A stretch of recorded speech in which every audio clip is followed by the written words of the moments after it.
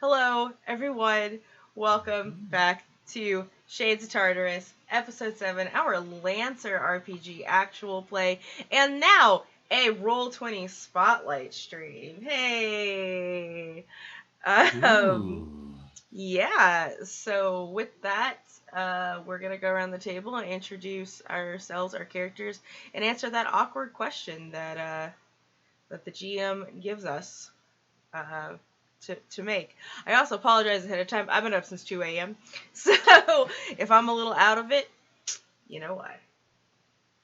Go ahead, Obi, take us away. All right, all right.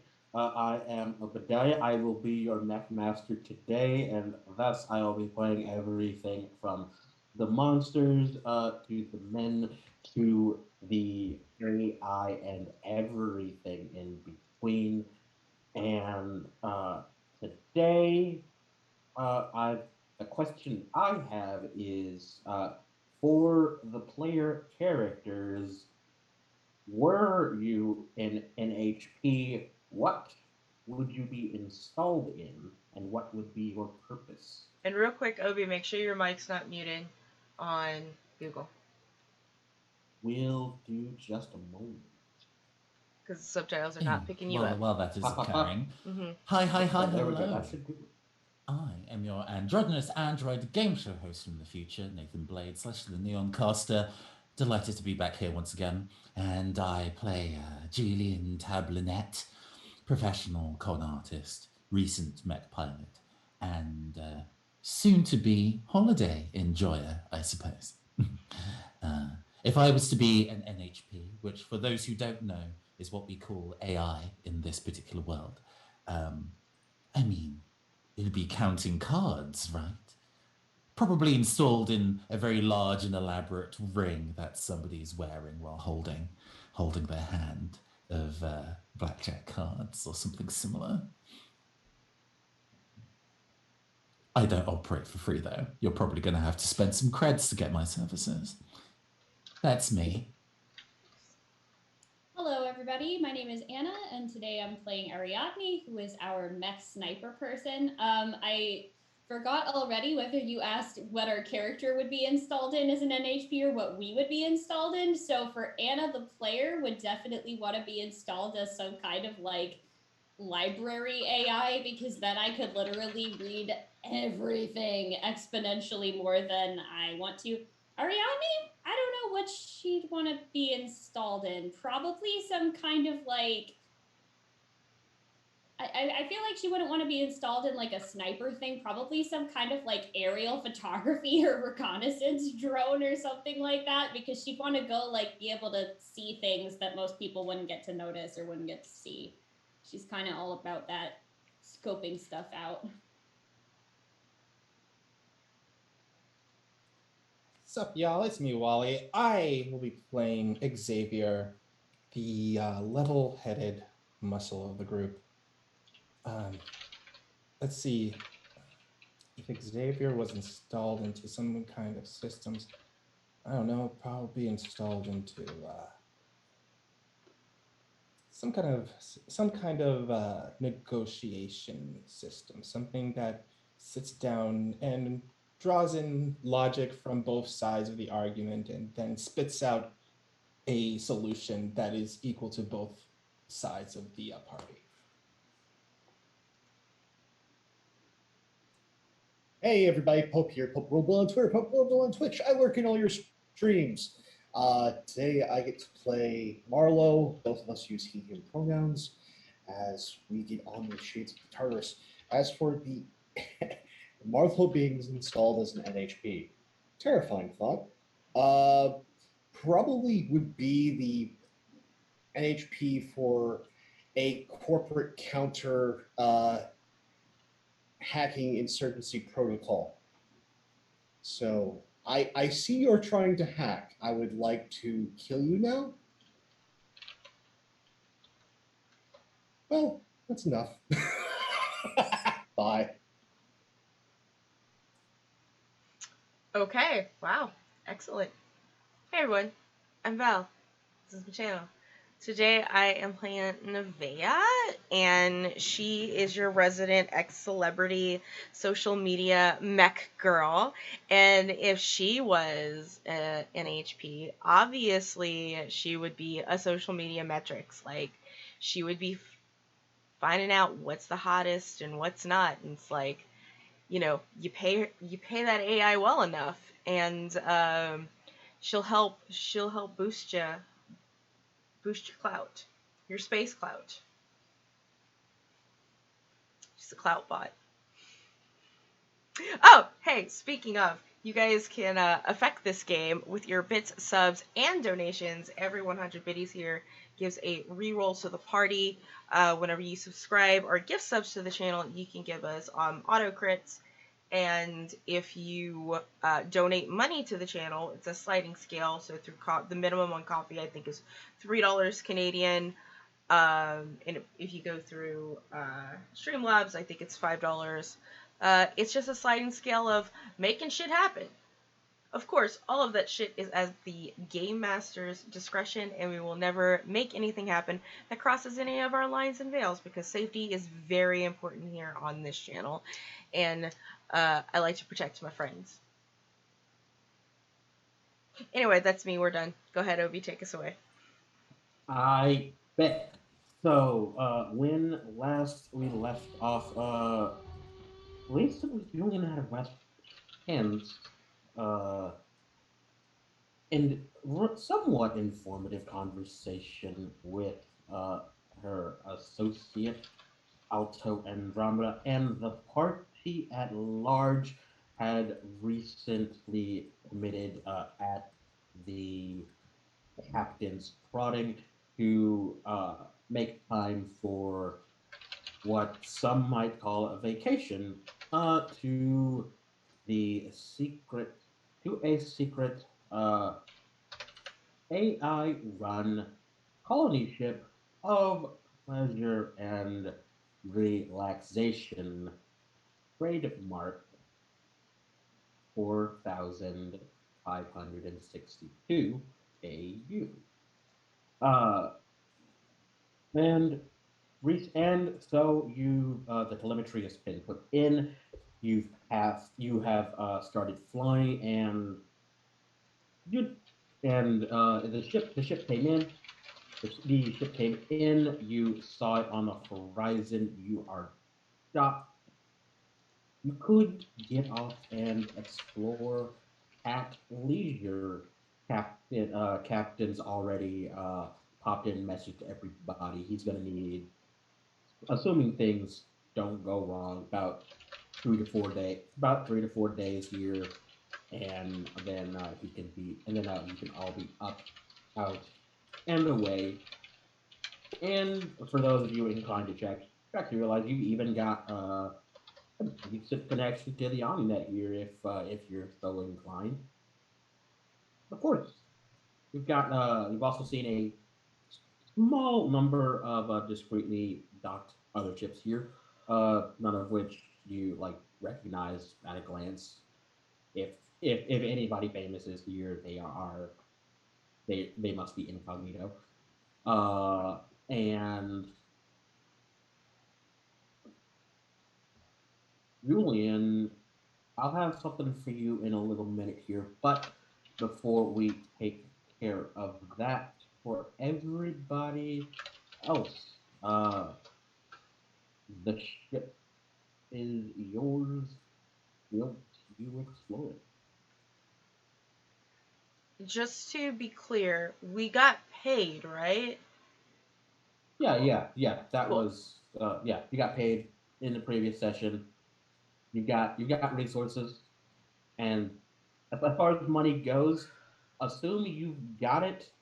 If it's exceptionally expensive, and might need you to make a roll to see if you still got it after acquiring the thing. We can go shopping, finally. We don't have to be prison chic anymore. We can actually wear real clothes. We can get mani-pedis while eating noodles.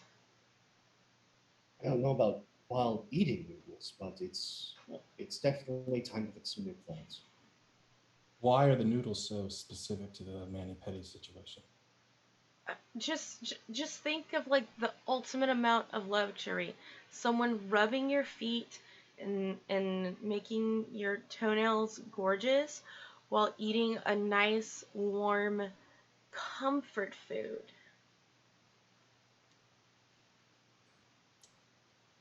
I No, but I mean, don't see it. I guess I could see it if it's a good way for you to train your non-dominant hand if they're taking care of one and you're trying to eat with the other. That seems like a lot of work. You don't eat while they're doing your hands. That's why they're called mani pedis, because the pedicure, the pedis, it's just your feet. So both of your hands will be free. This isn't a particular luxury I've tried, but to be honest, it doesn't sound so bad. Like, Never been it's into the just whole like high the little luxury things. life, honestly. It's Mm. and for me, I feel like the peak of relaxation and culture for me is just a quiet drink and some music playing in the background. I don't need any of those foot rubbing stuff involved. I thought you said you were gonna get some with me. That is not. This is Yes, not I Nevaeh's know, voice. I Hold did on a agree. second. Ooh, that was I gasping. did agree I would get those. I did agree the mani pedis would happen, but I'm just saying it's not my thing. I am just going to say the first thing that we should probably all do clothes. I have already gotten an itinerary of the tailors for you, Xavier. I'm Thank assuming you. you want to get a suit. Same information, broader in scope as to the different custom shops for you, Julian. Try not to fleece all of them. As for Nevaeh, here's every single shop you can spend your heart out at. Ari, you need to pick a persona to dress for. Yeah, you were gonna help me with that. I should also probably not use my actual real name, so No, you need a new name. need a new name. What was like the first name of like your first pet? Trevor. You could be That's a last Trevea name. Well, no. or Trevor. Trevor's Yeah. a great last name. Trevor's a great last name. Did you not use any aliases on your previous jobs, Ariadne? I didn't use names on my previous job, so Just call signs, I suppose. Fair enough. All right. Well, how does Ghost sound in the meantime? Ghost Trevor. Works for me. Yeah, yes.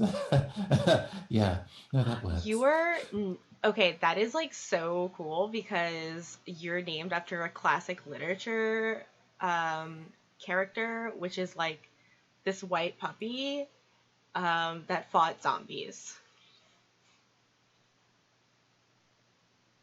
Cool. Also, Marlo, thank you so much for doing this. That is so sweet. It just gives me an idea of where to find you when screaming starts. Don't ruin it.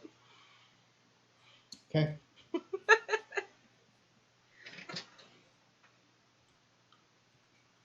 But anyway, no, we should definitely find you a persona, Ghost, that you are comfortable with. I know you prefer stuff that is comfortable, easy to move in.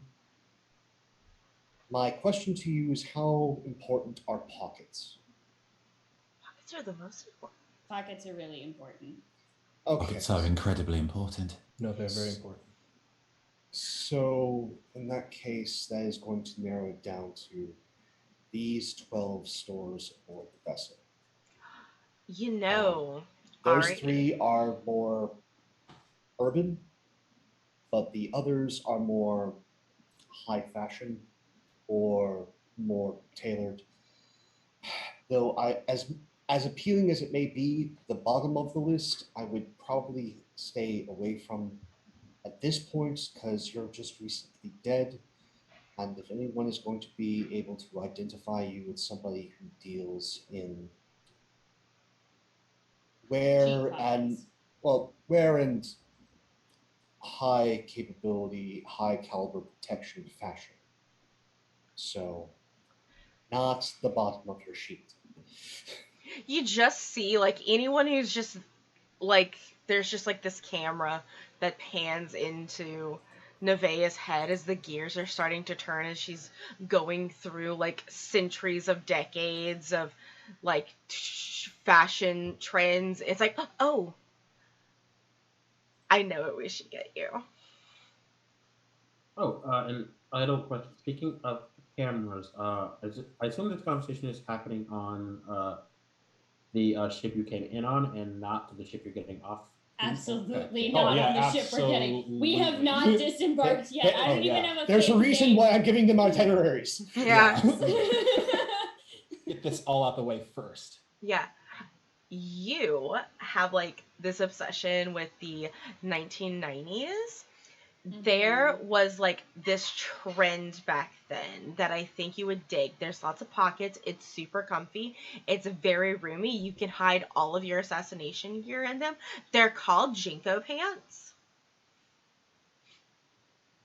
Okay. Actually, I'm gonna ask you to roll a quick check on fashion history because, like, 1990s, this is incredibly ancient history that you are trying to recall a high specific This detail is of. the Do equivalent you of being remember like it all? making a toga out of a bed sheet. Do you want me to roll that, or is it for Nevaeh to roll? It's for Nevaeh to roll. Can I apply? I would argue it wouldn't technically, though, much like all trends are cyclical. So That's who knows? I mean, it probably has come up That- plenty of times. Okay. That's what I'm There's been saying. an We'll do the roll, there's but been it's an all right. I've apocalypse. got some applications There's for been an this. apocalypse. Yeah. But do you mean to say an apocalypse, though? Really, there's been like one big one and at least three minor ones. Okay. Three minor apocalypses later. All right, though. But It's do been I get to add my celebrity background to this? relevant. It's relevant. I hope so. God, I And hope so. Please. and what skill can I apply? Would word on the street apply? No. No. Would show off apply? Yes. Okay, we're gonna add Flex your show off. knowledge of ancient fashion trends. Mm-hmm. I am going to cackle if you crit. I will love that. This will be the greatest thing ever. They're matching dice too, so I'm like super excited about this. Okay, I didn't crit, but it was super close because it was a natural Nice. 19 plus Mhm. 6 plus 2.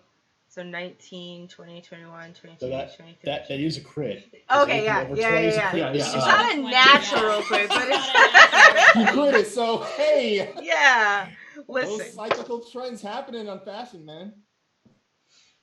it's very important. Yep.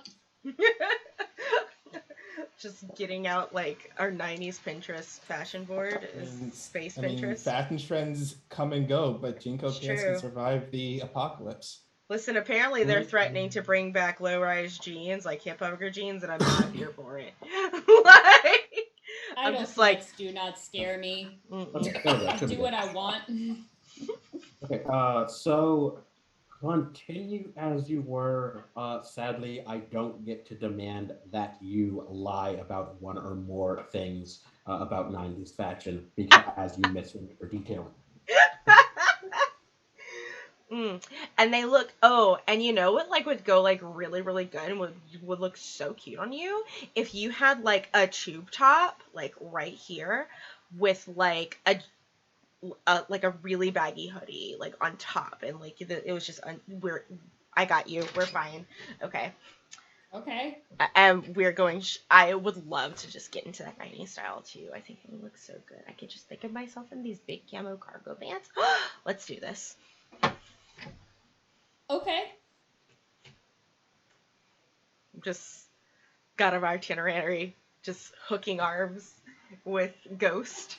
I look back in the direction of Marlo with just this help panic look in my eyes as we're getting marched off and away. But it's all good. Marching off and away. There is just this look of, I could kill you now and save you the trouble, but I'm not feeling merciful today. Merciful. We're gonna have a great time.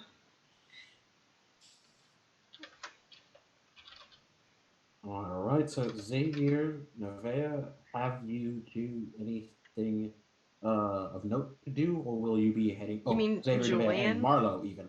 Yeah. Oh no, Julian, I've got some. Oh, well, I'm dragging off Ghost. I don't know, like, so I'm not in on this. Pretend I'm on top of things, and Marlo, Xavier, Yes. have you to anything else to do?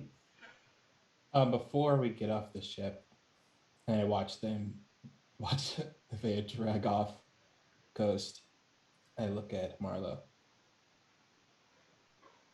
I have a feeling that a lot of it in my past would be popping up here. Here specifically. Yeah.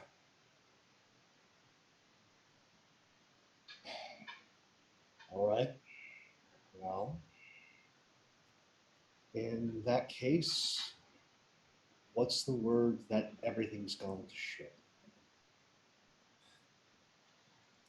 I haven't figured that out yet. Honestly, I don't think things will go to shit if I'm lucky. But I'm pretty confident things will go fine. Well, go and get your body armor, in this case, a nice suit. And as much as we might want to roll our eyes at Nevaeh, go and get a massage. You look like hell. If you're going to be facing your past, you might as well be as relaxed as possible. Right. I'll do that. You do the same, all right, Marlo? I've got other fish to fry. Xavier nods and heads onto the ship.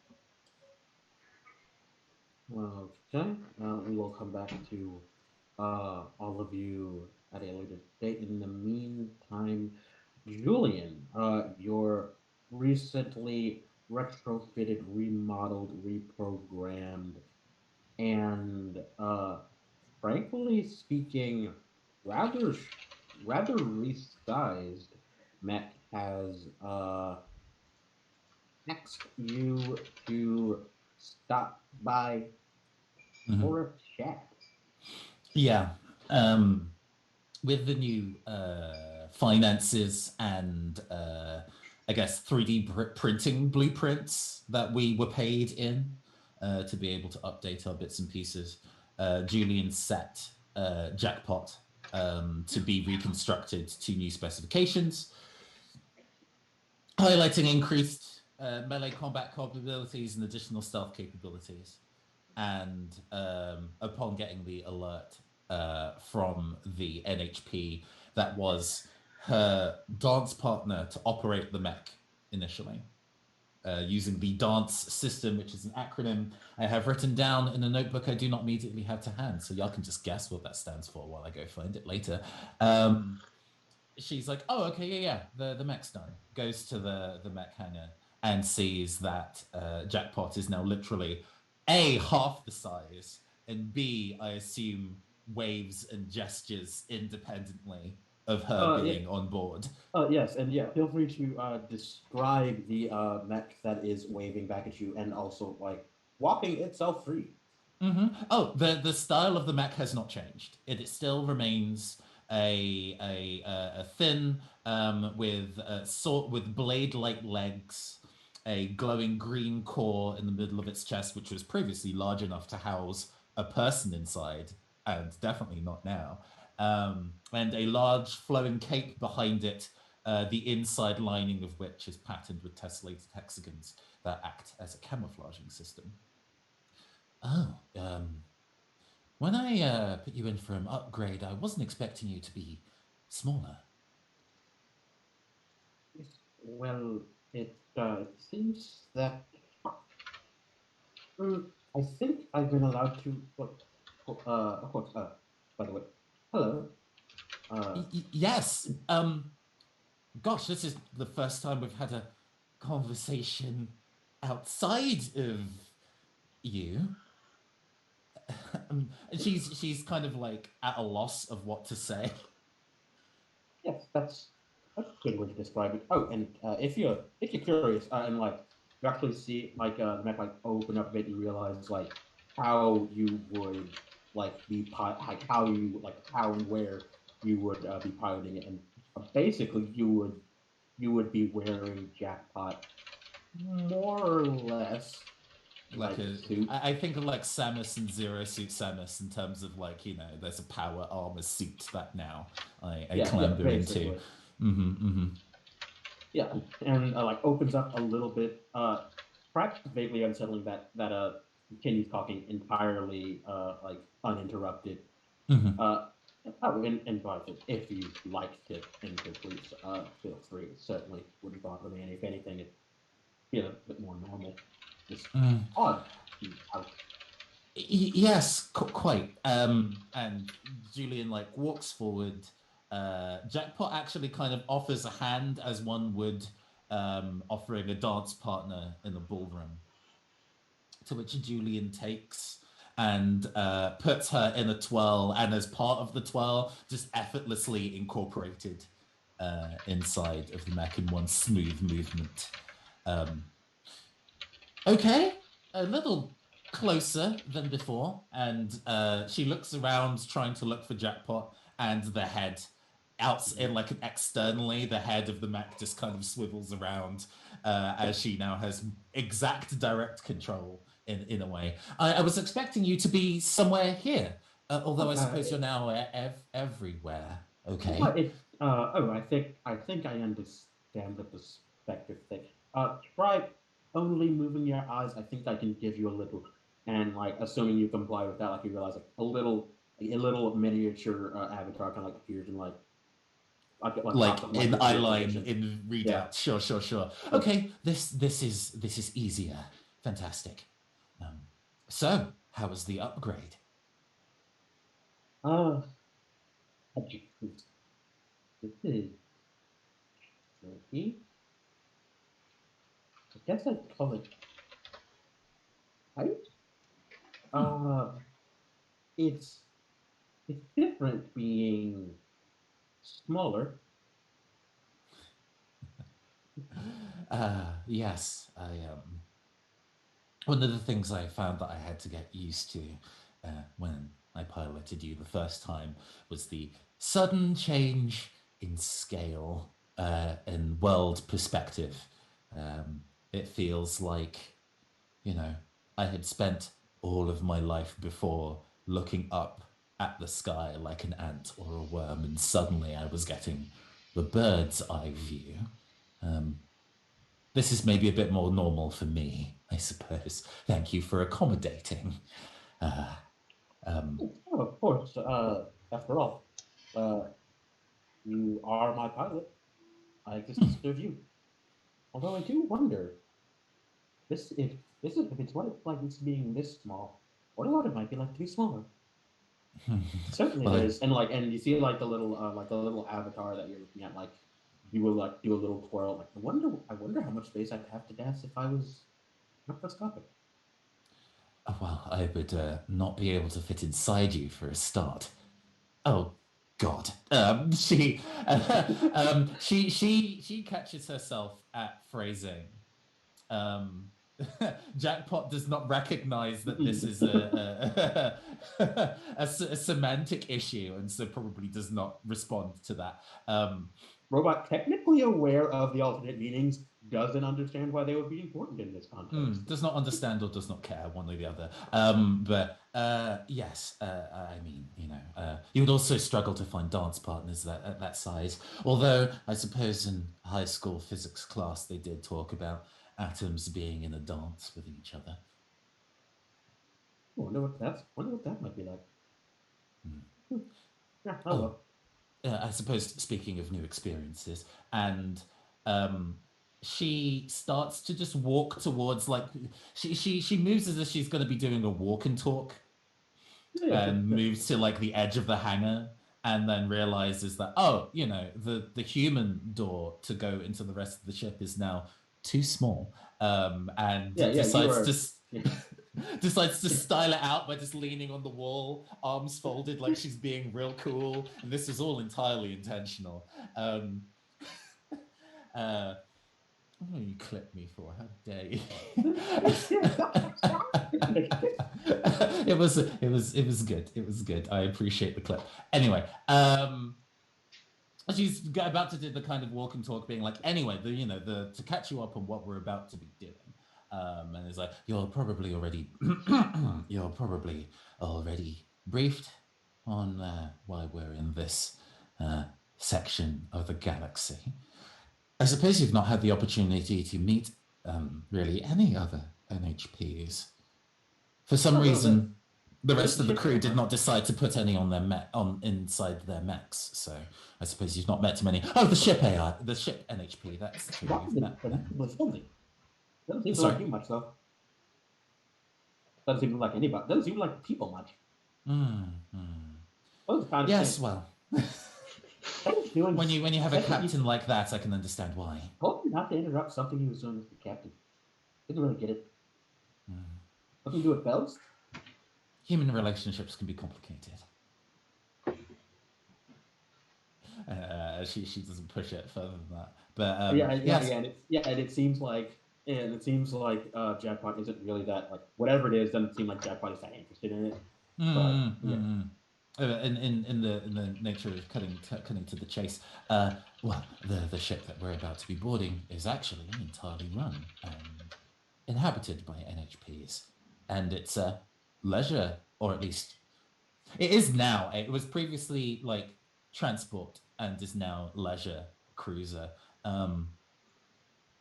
It's a leisure cruiser entirely. Well, I don't think 100% populated by NHPs. Otherwise, the shopping trip that Nevea is excited for is probably going to come to a swift end. But it'll be interesting to meet some new people, I think. Ooh, hope you have fun. Oh, you're absolutely coming with. Oh. Probably have to use the hangar or thing.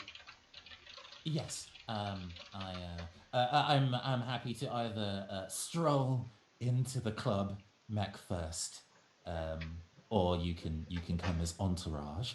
But I think it would be nice for you to widen your social network. Oh, I downloaded I downloaded the little primer the ship has for partner AIs, and I think this size I'm just within.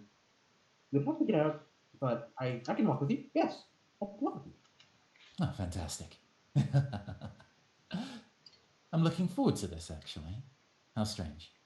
Anyway, I have a feeling that Nevea has an additional lecture on the art of pedicure to give, and I don't want to miss it, you understand. So, of course. The mech twirls in a counter direction to what it was doing before, and in one swift movement, they are separated again. She bows formally, and I'll come to let you know when we're stepping onto the ship. Until next time. And get a little cheerful little wave, and you can go about your business. In the meantime, I think we're going to swivel to because to give Julian, well, actually, Julian will catch up, but not immediately. Yeah, I can answer the plot when it's important. Don't worry about me. Go for it. So in the meantime, Nevea and Valdrianth, you two are definitely mutually consenting to a high-intensity shopping trip. Also, on the way in, like once you're like out into the ship, like a couple of like very very obvious, not like they're not you are being surveilled cameras. They are a lot more hi, hello, welcome, you're here, and we're cameras, sort of cameras, like swivel to face you, and then you get a little ping on your thumbs, like, hello, this is the pleasure ship trademark. Would you would you like would you like a tour guide? A tour guide. The thing is like if you get like a tour guide. No thanks. Just No, like thank you. yeah, no thank you. Just like we want to get to know the place ourselves. we have a map. It's okay. Like I'm really good at finding my way around, and if I get lost, making the best of it. We won't get Okay, lost. yep. You get a like like both you get thumbs up emojis in response. Have a nice trip and make a quick roll to see if like you notice something as that happens. Okay. Uh-oh. Everything's fine. Don't worry. Is this spot details objects or people that are hidden or difficult to make out? Yes. Okay. Well, that's a 19 plus 3, so 22. All right. Thank you, Okay. dice. Yeah, I don't think I have. Could I? Does this preserve through harsh, hostile, or unforgiving environments? Your control is on point. Shut up. Oh my god, that's The most amazing. dangerous pleasure ship. Oh my goodness. Oh man, it's a 10. All right. Mhm. So, Nevaya, the cameras like the cameras move a little weird. Like you feel like you almost like wonder idly if like maybe something is like maybe there's AI like in each of the cameras because they seem like weirdly responsive. Like they were reacting to that text or something. But that's a little weird. But like maybe you don't care about it. It doesn't really seem important. Uh, Ariadne, like you've got like a big like kind of like a hallway like a big hub like spread out before you. It's like a lot of doors going a lot of places. One of which has like actually some little hazard tape like caution and like a very clear like do not enter sign on it and there's something moving there. Did you say And there's something moving? no, you saw something move, and you know you saw it move because before it left your field of view, uh, something shiny on it glinted in the light. Cool. Continue. Continue. That's all. I'm just gonna take Nevaeh by the hand and just we're just gonna casually walk over in that direction like we're just two normal human people doing normal human activities. Not suspicious And at I all. just want to kind of like look out of the corner of my eye and just and I will say she's on the how it's like the rules of like who gets to walk where they're dumping the stuff out of the gutter onto the window. Like I'm between Nevaeh and shiny object coming from a dark place here, just so if there is something that's gonna like jump out and grab us, it's gonna get a face full of elbow first. Okay, assuming that like you walk all the way up to like that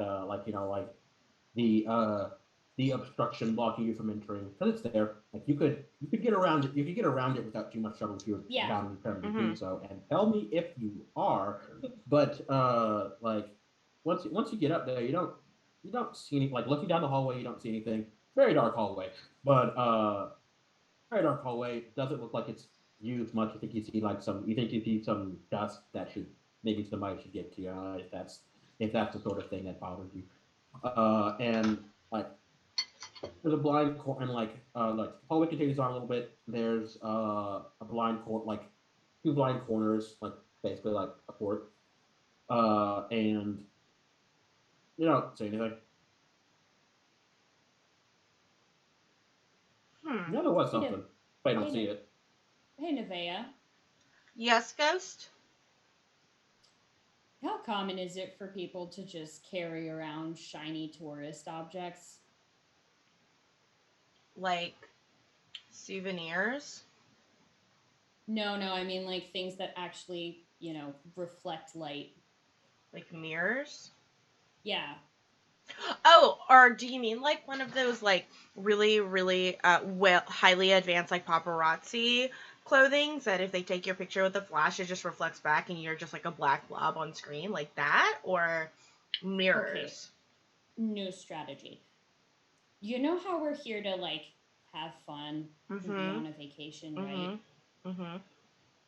Everybody else who's not here hasn't forgotten about everything that happened before we got here.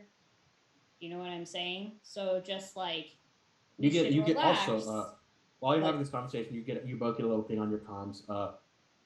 Again, we would like to very strongly recommend that you do not enter the restricted areas. oh yeah, I'm Not not safe. I'm not Yeah. intending on doing that. I was Oh just no, I'm just, saying. you do get that thing on your Yeah, comms. yeah, Mhm. yeah. Sorry, that was in character. She's like, Yeah. oh hell no, like Mhm.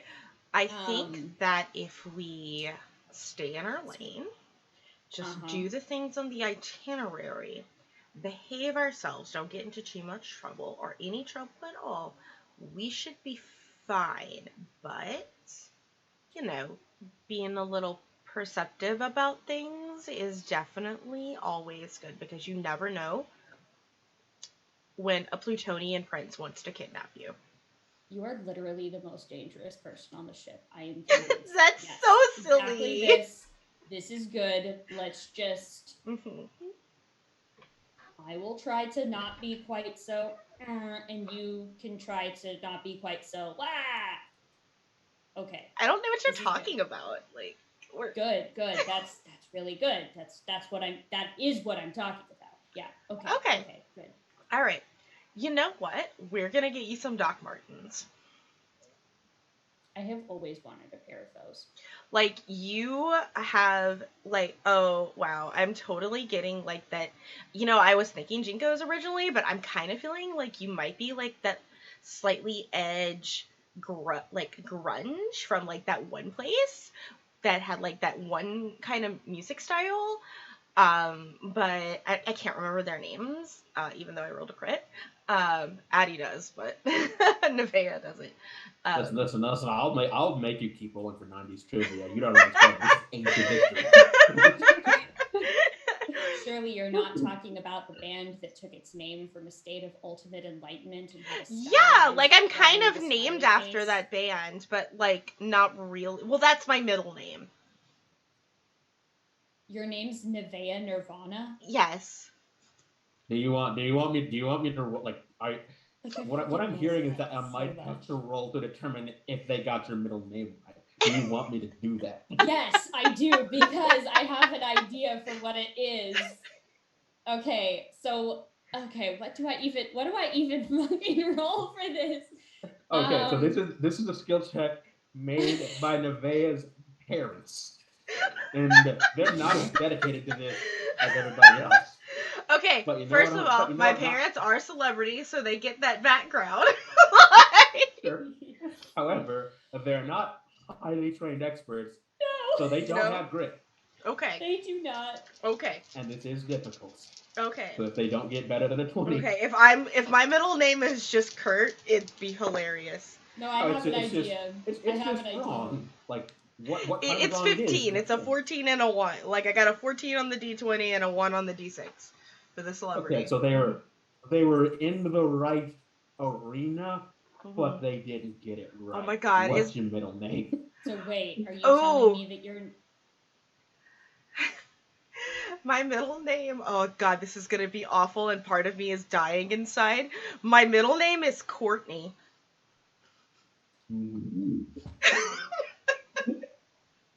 Oh my gosh! I died on the inside and the outside. Like, I had to think of the most awful thing that I could think of Her middle name is Courtney. That's the worst best one though. Like, oh my gosh. The spelling is very important here. It's true. It's with a K. So bad, it's good again. Sorry, they got the spelling right. They got it. Ah, damn it. Oh my gosh. Okay, Yoko. Nice to meet you. Oh. That explains so much, though. Oh. Yeah. Not Marlowe. Just Pope here is dead. I am dead. Oh. I am dead. I did this to myself. Yeah. If there's anybody here that's gonna clip And that's that, what please really do hurts. it. That is, Yeah. that is what really hurts. It's really hurts. Is that, guess what? I'm Guess a terrible what? person. To quote the illustrious disc jockey Khaled, you played yourself. Mm-hmm. I'm fine with it. I'm here to accept the consequences of my actions. Open the 90s trivia. Because I was gonna make it like Dave for a second, but I was like, no. What's the next? Oh, okay. Like, sorry. Well, if you got below a 10, I was gonna like start like naming eras. Like, I was gonna say, so your name is Nevea Purgatory, like wrong category of the afterlife. Mm-hmm. Anyway, like, I'm totally feeling like that look for you, minus the flannel. I don't think flannel is, like, your thing. Like, neutral minimalist is definitely your thing, but with really fun shapes. That I'm saying this willingly, but I trust you to make the right decision, so... That is... You know me. Mm-hmm. If you pick out something that's absolutely terrible and I hate it, I will be forced to destroy what you love. Okay, so, like, here's the thing, Ghost. Like, I'm gonna have you try on a whole bunch of different things, and we're only gonna buy the things that, one, make you feel comfortable, that you look great in, and that you like, because that's what fashion is supposed to be. This makes sense. This is like getting set up with new equipment. I can do this. Yeah. Like, we just have to make sure you have lots of place to hide your assassination tools. I'll also say, you've been talking for long enough. Julian, if you wish to enter like the scene / this conversation, you're good to at more or less any time. But please continue. I've also got to say, we should probably come up with a code word for my tools because, you know, like even I get that's likely to attract attention. So what do we want to call this? Your lipstick. Okay. But I don't wear... okay. Stepping from behind you, Julian arrives with Jackpot in tow. And it's like, how are you enjoying the start of your vacation? Well... So far, we have a plan on exactly how to not get caught while following our itinerary. I've already figured out there's at least 3 exits out of here that don't look like anybody is watching them too terribly much, and it shouldn't be too much of a squeeze. But other than that, we're having fun. How are you? Julian, for sake of the fact that there might be people listening politely, kind of like inserts away into that spiel by rummaging around in her bag and pulls out a it's like a Louboutin red lipstick bullet. You said that you needed lipstick, interrupting you mid spiel about security, and offers it over to you. And she takes it, actually, like, surprisingly for somebody who claims to not wear lipstick, puts it on pretty well. It's a little bit wonky, but you know, she doesn't do the thing like small children do, where they just basically draw a circle around their mouth. You know. At some point, you've probably seen either Julian or to follow that up. It's one of the few things that I actually had on me when I was taken away. You managed to make it last for remarkably long time. That's Well, impressive. I had it. She's careful about her phrasing. While I was on my wilderness sabbatical, it was locked up for safekeeping, so I didn't really have the opportunity to use it until recently. But I I'm like glad to have this. it again. That was I such like a this. wild part of our lives, that sabbatical. Mm. I'm so glad we met Yeah. each other. And then we just all sort of had this amazing like breakout creative moment together to make something beautiful. Like, and we just blossomed into these wonderful flowers that we are right now, that are about to get some incredible. I think that's enough. Let's go.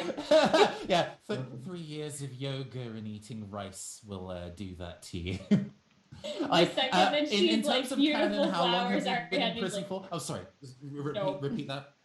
oh, it was just sort of like the second she's like, we're all beautiful flowers, all right? And I was like, no. None of that. What were you gonna say? For I'm sure. sorry, I didn't mean to talk over you. No, it's all good. I was just a clarification question. We've probably all been in prison for not exactly the same amount of time, but on Roughly. average, our average interred time. How long were we away for? Subjective time. You've done a couple of years at this point. Yeah. Like the prisoner who had been in the longest that you knew of had been inside for 25. Obviously, sentences in Tartarus tended to be relative to the rest of the galaxy and to Union Standard, outrageously, sickeningly long. Like, strictly speaking, you had people in for life at Tartarus, where in the rest of the galaxy, a life sentence is arguably a violation of human rights. I was going to say I headcanoned my character, but it's my character. They can have whatever's true about them that I want. She'd been away for 3 years. Sure, so that was my ballpark. So the fact that you were like a couple of years, that fits what sits in my head. So yeah, 3 years of yoga and eating nothing but rice will do that to you, I suppose. How do the two of you react to the fact that Jackpot is half the size and is also walking down this internal hallway? I was about to say, like, Nevaeh is gonna like get really starry-eyed at this. Like, it is. It's so cute. It's like a pony version of Jackpot. There's no need to be so surprised about my personal assistant and bodyguard, Nevaeh. You've seen him before, of course. Yes. It's just that. I like it. It she's getting a little crazy-eyed about it, because again, she's a crazy mech girl underneath all of that. So there's there's like a part of her that there's like one hand that's just getting a screwdriver out of her pocket, and the other one just pushing it back down into her pocket. No, don't take it apart to see how it works. Jackpot doesn't really get it, just kind of waves at you. I got this. Amazing. Not a question to necessarily explore in full conversation, but just as a yes or no. Nevaeh, have you seen mechs at half size before? Because I think they're quite uncommon in the general scheme of mechdom. Yes. It seems that most of them are large. Yes, she has definitely seen at least one at this size before. Probably owned by a friend, or went to the 50th anniversary of what's it called, the Swallowtail or whatever. There was a Space New York Fashion Week, and a half-size mech closed the show. Yeah, I imagine it was the equivalent of a car show. And sometimes classic sometimes you'll see power armor that spans in feature creep so much that it essentially just kind of becomes a size half mech from the other direction. When your personal armor gets too bulky. But we've already. Well, no, I'm not going to lie. I also want to go and buy some new clothes. I won't interrupt your shopping adventure, though. We don't need to add a third or a fourth wheel to this car. Are you Oh, please, kidding it's me? fine. You really should come with us. Like, come Oh. with us. Like, it'll be like a No Boys Allowed club. And we can just like, oh my god, we're getting makeovers. We're getting makeovers. We're gonna have a montage as she like starts going off into the direction. Like, she's very excited. It's been a As while. soon as though as you get to like the very first like spa you find, as soon as you get in there, Mhm. you see it. You see Xavier sitting in a spa chair. He has little tiny cucumbers resting over his eyes.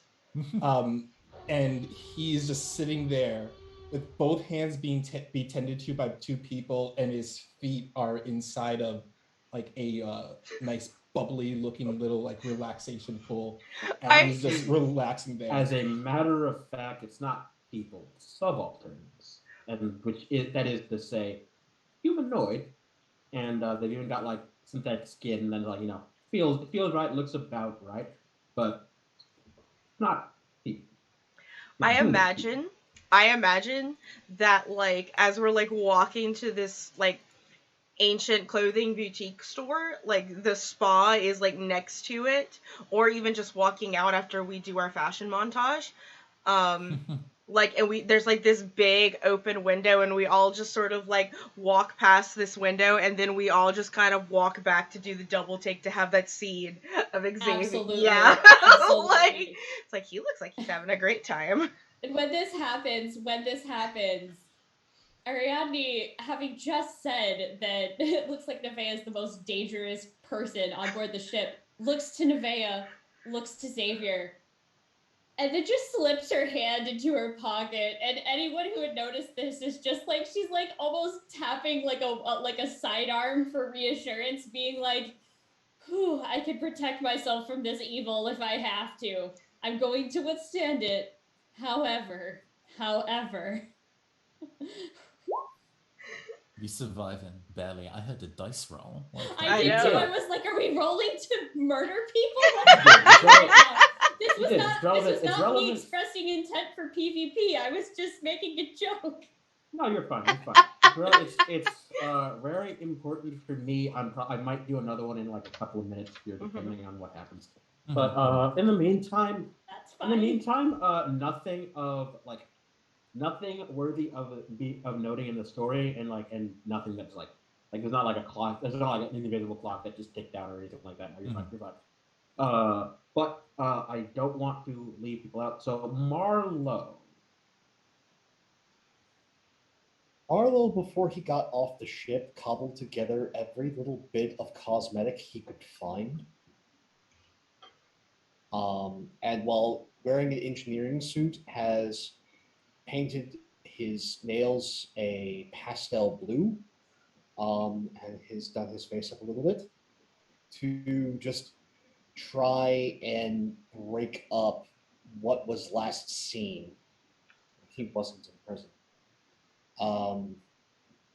And gets off onto this pleasure vessel and does that dad walk, like going to the grocery store. I'm immediately going to the places and just grabbing what I need. And dad walks his way to one clothing store after another. And then after hitting up like 4 different ones, immediately goes to the nearest restroom and completely changes. Washes everything off, takes time to pop each of the nails, looks like an entirely different person as best he can. All that goes off without a hitch. A thing you do note, there are you see like a handful of people as you're going about your business, the vast majority, like 99.9%, are all like shoppers, tourists. Like you can count on the fingers of one hand the number of like human people you have seen working in any of these shops. And also, do you go into a restaurant do you go into like a restaurant, grab your food, or anything like that? No food yet. Okay. Just changing all clothes,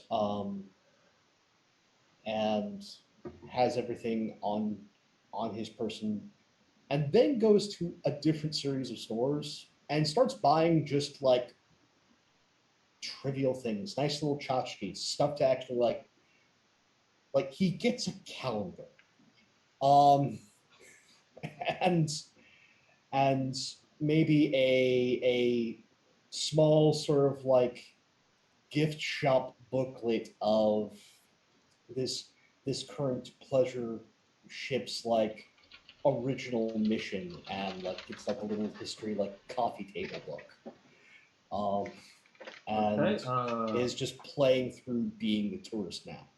Sure. And roll a d20 for like what I'm going to call procurement. Basically, this is relevant for checking like Certainly. do things accidentally go sideways enough that you have actually gone significantly over your planned budget, and also do you acquire something very particular? Nat 20. Okay, so budget's good, and also you do acquire the thing. So okay, like when you're like when you're like digging into those history books, one of them catches your eye because like despite being in the same stack as all the others, it and is clearly like coded as all the others. It seems to be a different book. Like it's the wrong size. Its pages are a little bit older. Uh, like you take it like it catches your eye enough. Like they on basically a whim. Like you take it, ring it up, and do you decide to start flipping through it? Not while in the store. Huh? It's one of those things where he like puts it in the bag, and then will like in most places that have like shopping there's a promenade section, and there's usually like one or two like benches or chairs. The aforementioned, fake but really good fake plants in giant pots, and sitting between two ferns, will then grab this book and just quickly start flipping through. Okay, so yeah, a thing you realize very quickly. This is yeah, like it was listed, definitely a history of the ship, but this is probably not the history that is in materials. I mean, like for one thing, this is really more seems like the seems like the rather more like the autobiography of okay, like you've dealt with AIs, you've dipped your toes in the horror schools, like you've been there, you realize like no, this is the kind of autobiography you get when in NH when an NHP and one that is still like shackled uh decides to write about experiences like that is very complete. It's very complete, very very honest. Like you mad this is probably like the first draft, like before somebody, possibly even some human, like got on this, read through it, and like like edited. And what you suspect might have been cut from the edit is uh well, the fact that as it seems to turn out, this colony ship was not it did not succeed. Like generally speaking, what like the objective for a colony ship is to grab all the people up, take them, and like generally often and largely in cryosleep, like transport them to a planet that can fit to a planet, a station, or like enough resources that can then be colonized, built upon. Like, people can build, like people can live. And it seems like in the case of this ship, uh, at least as far as you can tell, like based on reading this, where they ended up too hostile, and some things went wrong. Are you going to keep reading? At the point where I realized this is unedited, is can't help himself. Like, thing should do is just quietly close it, make sort of like a face, and put it in the bag. That's what should happen. That's not what happens. Quickly snaps the book shut, shoves it in a bag, takes some of the clothes inside bag, puts it over and around the book, and then gets up, does like a quick sweep with the eyes, and is then going to start to, as calmly as he can, but he is shook, make his way off this fucking ship. Cool. You get a little ping from like presumably more or less the same, presumably like the same source that like pinged Navaya and Ariadne earlier. So you see like on your comms, like you seem distressed. Is there anything we can do to help? No, just realize I need to get back to my quarters on my ship. Thank you so much. It is a lie. No, I actually also- do need to get to my room. Sure. But let's see, just in case, like, are they good enough at gauging tourists who have noticed that there's something you're not?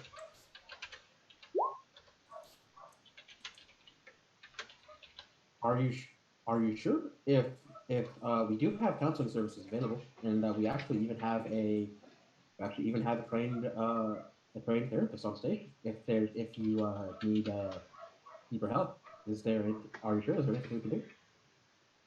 Trust me, your therapist doesn't want to talk to me.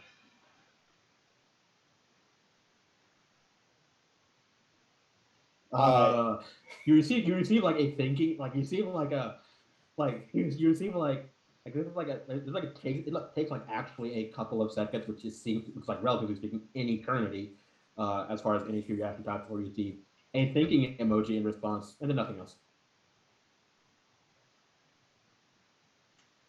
Feeling the jig is even more up, but is definitely being observed, is doing that like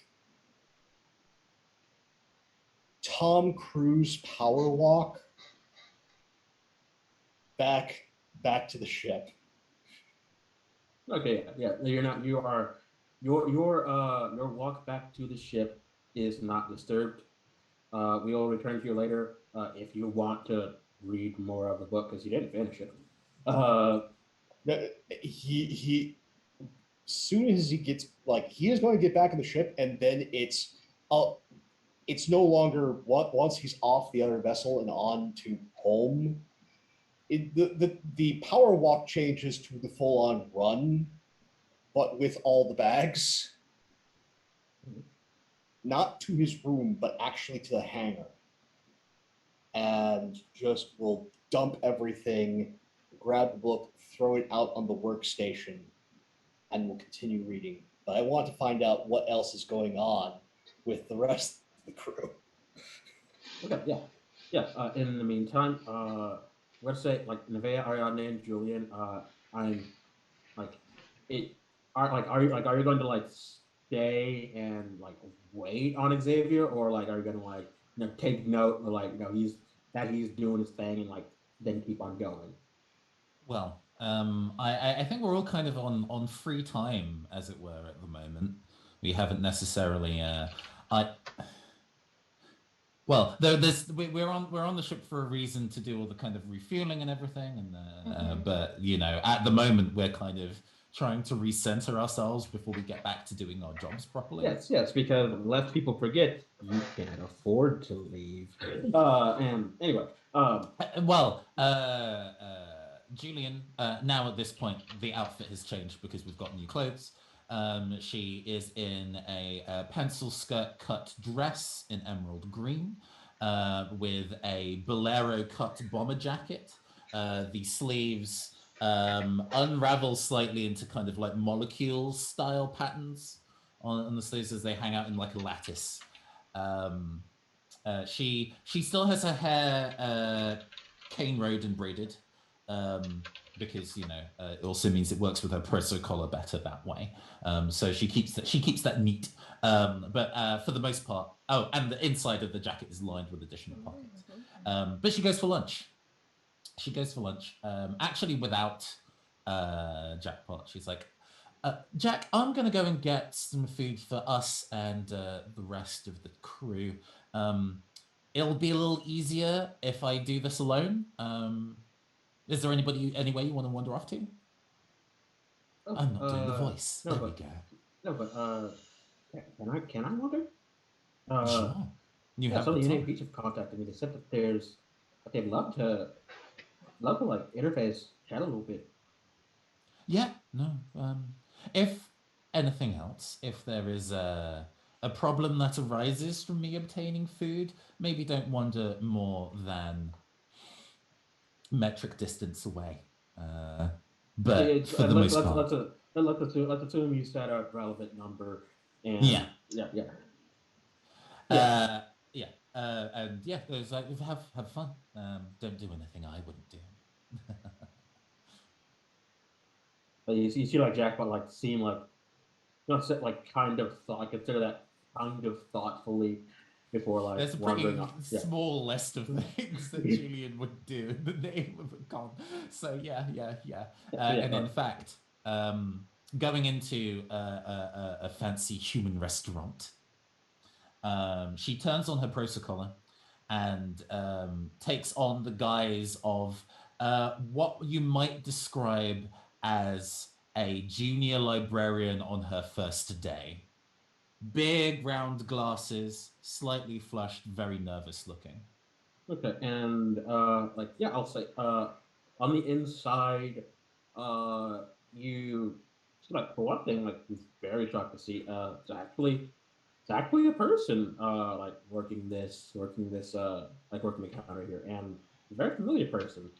And as a matter of actual fact, it's Monte Cristo Mike, who is like working on it was like actually like seems like it might be like on break because it's like he's kind of like turned a little bit away from the counter, like putting something together. You could probably guess what it might be. Wait, Monte Cristo Mike, the guy who we clapped his cheeks in space, right? Oh, no, as a matter of actual fact, you never assaulted Monte Cristo Mike. You just pretended to beat him for a bit for expedience. We also made him look really bad, though. He was the prison guard of the library. We did not make him look in any way possible like a competent person. Yeah, exactly. We basically just like ruined his credibility to do his job.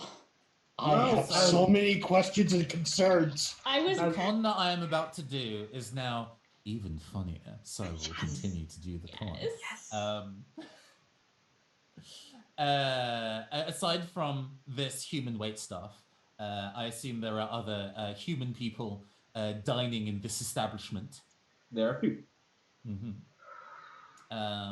It could sit a lot more than two, and there are actually a few.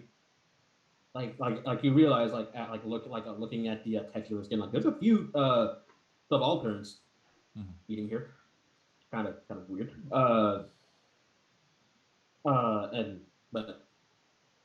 not a lot of people. Right. So the intent which I will put out into the world is I would like to specifically do a con here that means that I get somebody else to pay for this food bill as I take 5 boxes to go and saddle someone else with the bill. I'm wondering whether I should like do the roll first and then do the con poorly if I roll poorly, or try and do the con and roll that. The first way round, rolling first feels a bit more sensible. We're using our background of being a con artists here, so I have the accuracy from that. I also and don't worry about difficulty because the one Crystal Mike, he's low-key checked out right now. There's literally all of 3 actual games here, like whatever. Just... and I also, with my most recent level up, gained a new skill, which is get a hold of something. Relevant. We can use that. Is there anything else that we can? I'm wondering whether I can stack that with like stay cool. In terms you are of not like, under pressure. I'm not under pressure. You're not under pressure. We'll do that with just the +2. We'll do that with just the +2 and the advantage, the accuracy. So that's rolling 1d20 +2 plus d6. Wait, I forget what accuracy does. Well, that's 1d6. Yeah, additional d6. Yeah. Cool. 1d20 +2 plus 1d6. Let's go.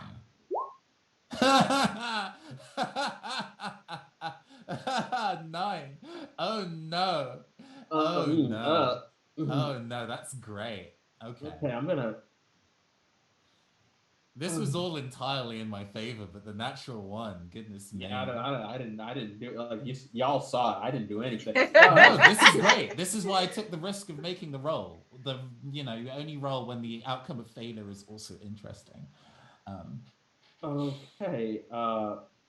So the con, and then you can tell me how it goes wrong. Yeah. We bump into somebody.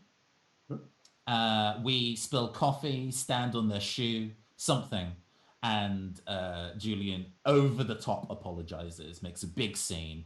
Oh, I'm so sorry. I didn't mean to do that. To the point where hopefully he's like, or he or she or they is like, it's fine, don't worry. I go and place my order.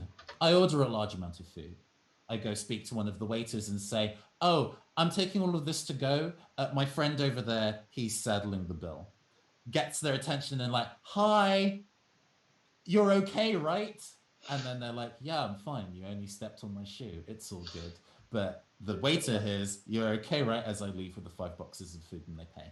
That is the mission in the Ocean's 11 con in Julian's head. So how did it go horribly fucking wrong? Here's what I'll say like happens as you're like most of this goes off without a hitch. Like anything you are frankly like actually slightly prepared because you end up choosing like one of these subalterns for your mark and like kind of like all of them seem like all sees on it and like they all get like they seem like actually really excited that this is happening like kind of like OMG interaction like they're just like really happy to be here like a distant voice in the back of your head says like they're probably so happy about this I could have just asked them to pay for it, and then you would.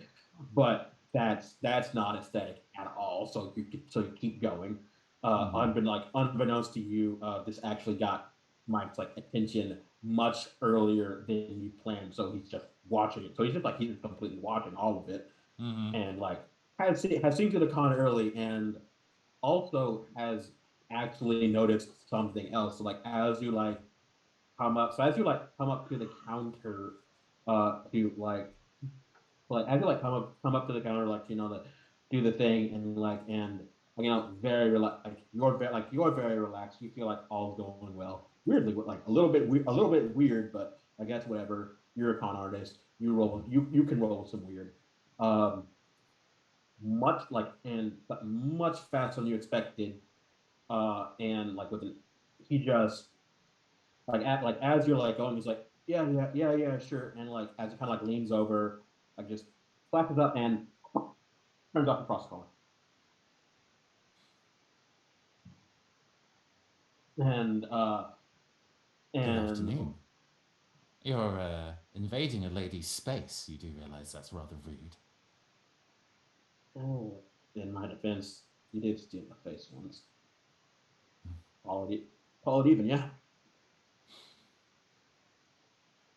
Yeah, we can call that even. All right. To be and honest, and like, this and is as, better. like, and This as, is yeah, a better sorry. job for you.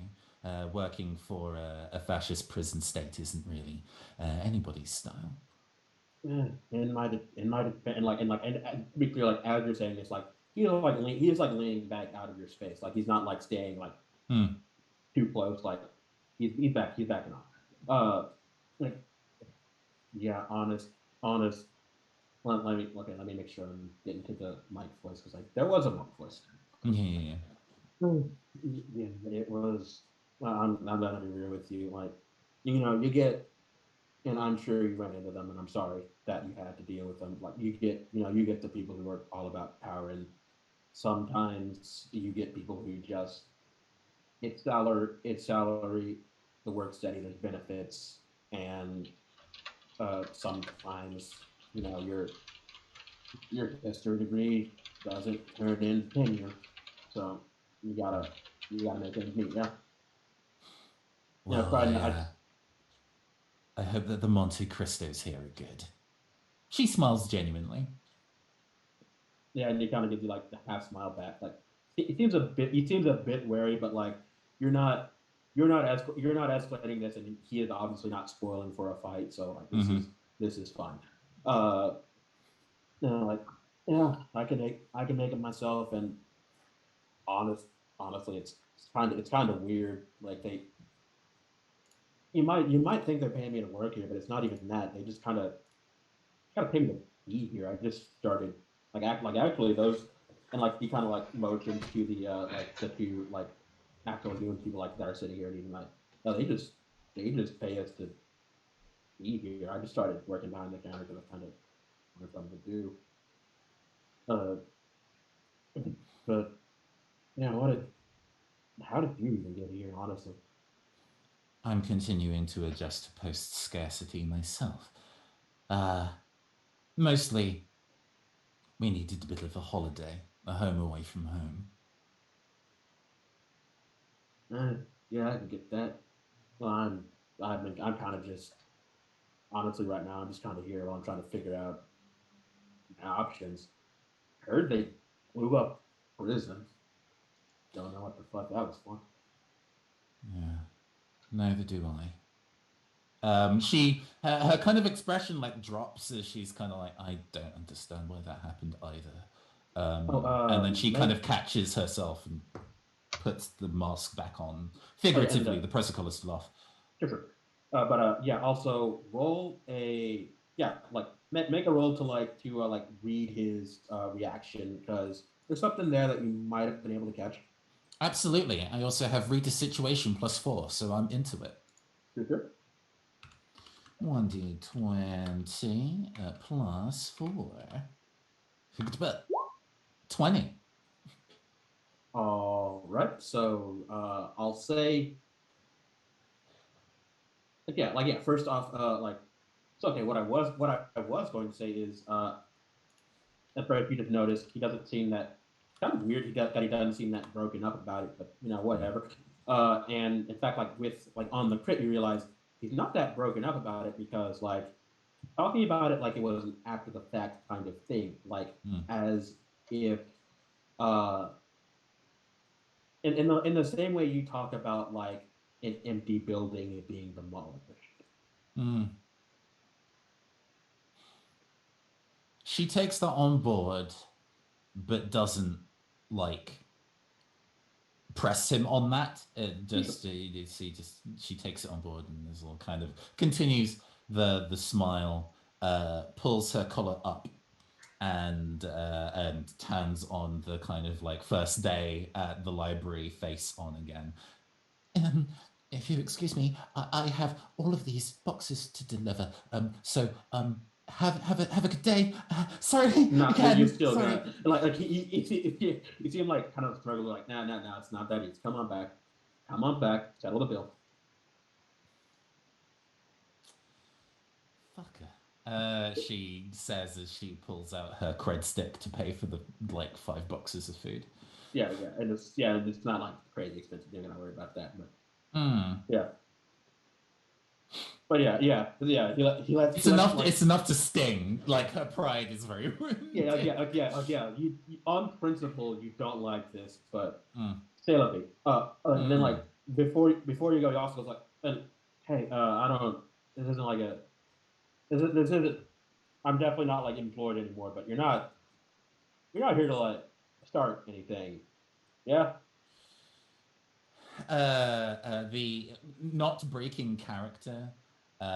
She kind of is like, well, I wouldn't really be interested in starting anything. After all, I'm just starting my new job at the library, and I don't want to ruin it on my first day. With all the Like, kind of subtext that goes into that. Monte Cristo Mike is unobservant, but I don't think he's that stupid. He can probably pick up on the subtext. yeah. He's like, yeah, and you see him like kind of relax a little bit, like, yeah, and like you are absolutely free to exit on Mhm. your exit at will. Yeah. There is a jump cut of sorts as Julian reconvenes with at least one other person. I don't mind who it is. And actually, Xavier, since your mani-pedi is done, your spa day is done, and Julian shows up with a box of food for you, shoves it into your arms, here, and then walks away. Yeah, She's bad, and you don't know why. You don't know what the fuck. Like, you just got off like, pretty relaxing couple of hours. Yeah, like, he just like walking. He's walking out of this place, radiant, glowing. Yeah, actually, this is like the first time maybe you've seen him smile in a while, and then just shove box in hand. It's like, you're okay.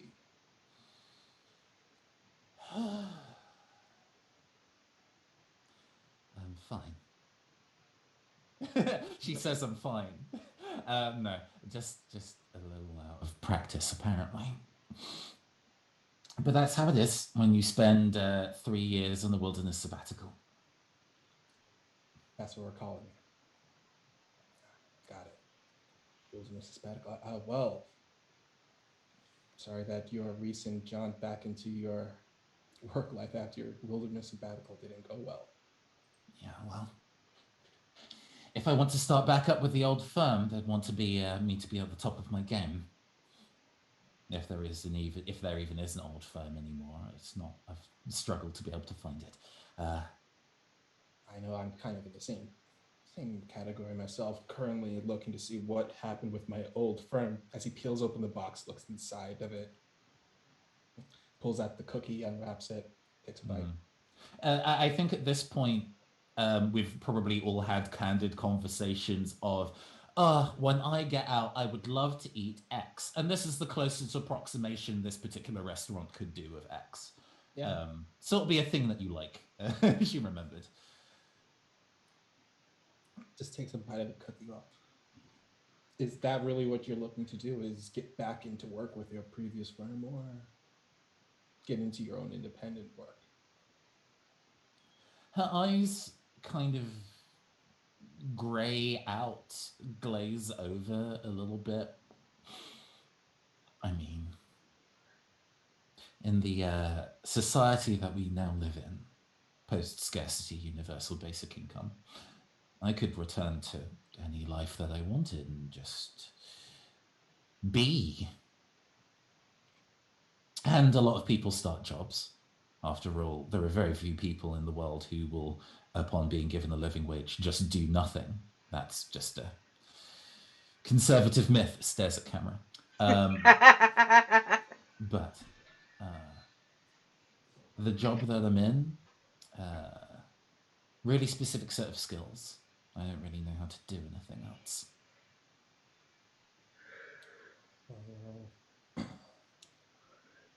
I feel that someone as adaptable as you can easily take those skills and apply them anywhere, especially when you apply your mind to it.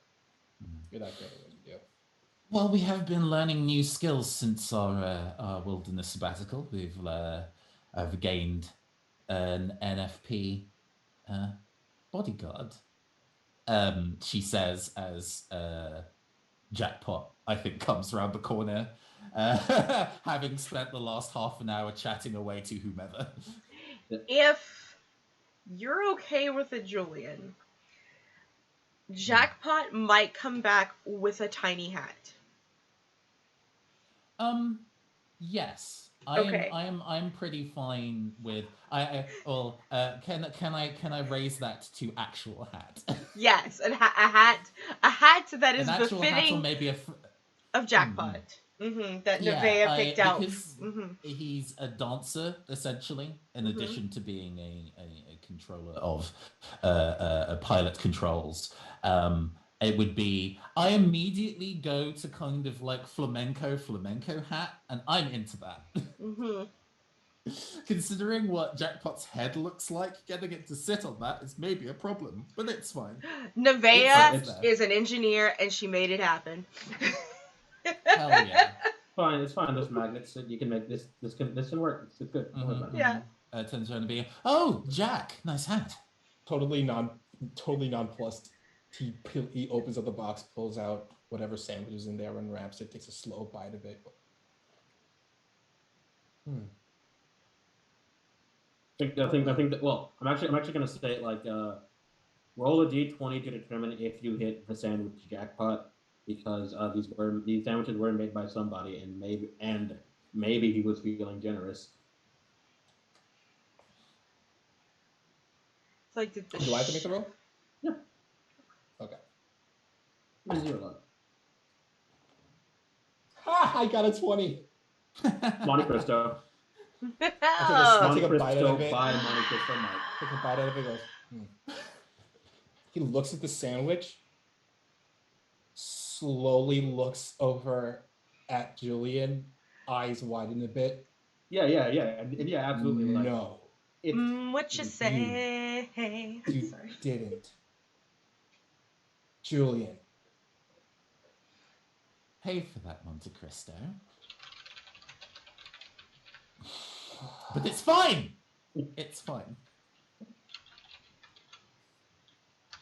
I can now He's see. doing okay, by the way. Subtitled in parentheses. It's not fine. Yes, but yeah, he's doing fine. I see why you're frustrated now. Do you want me to treat you to a sorbet? Would that cheer you up? We're in kind of like low pressure Cowboy Bebop story mode, so yeah. Julian actually has a tear well up in one eye. And I would love some ice cream. He puts his arm around. Heads over to like one of those little like sorbet stands. A question, because Xavier does not know exactly which restaurant that came out. Do you go back into the same one? You know what? I'm gonna roll for this. No, he does not. No, because I got 19, so he doesn't. Okay.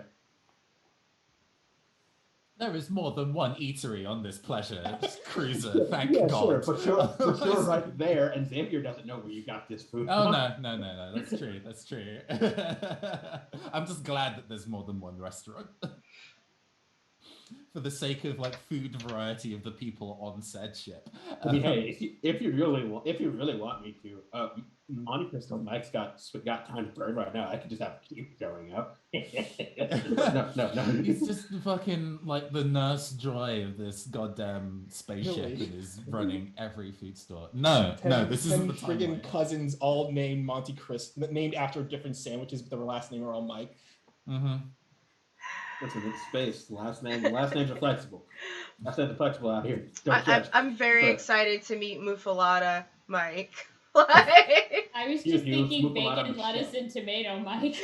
I like that. That's what they named the triplets. Bacon Mike, lettuce Mike, tomato Mike. There's the triplets, bacon, lettuce, and tomato. Yes. There's tuna salad Mike, chicken salad Mike, the egg salad Mike. Yeah. Peanut butter and jelly Mike. Cold cut combo. Meatball sub Mike. Just just go down the subway menu at this We don't point. talk about open face, Mike. We don't talk about open face. Oh, no. That's what they called him after the accident.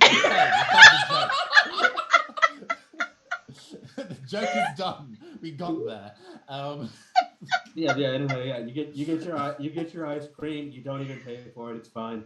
It's fine. Anyway, no, Julian makes Xavier pay for it. I think she needs that. What Xavier does, he specifically makes sure that Julian does not have to pay for anything, because you can tell, no, she's upset because she failed this con and she had to spend money. So nope, I'm gonna make sure they do not have to spend a single bit of cash.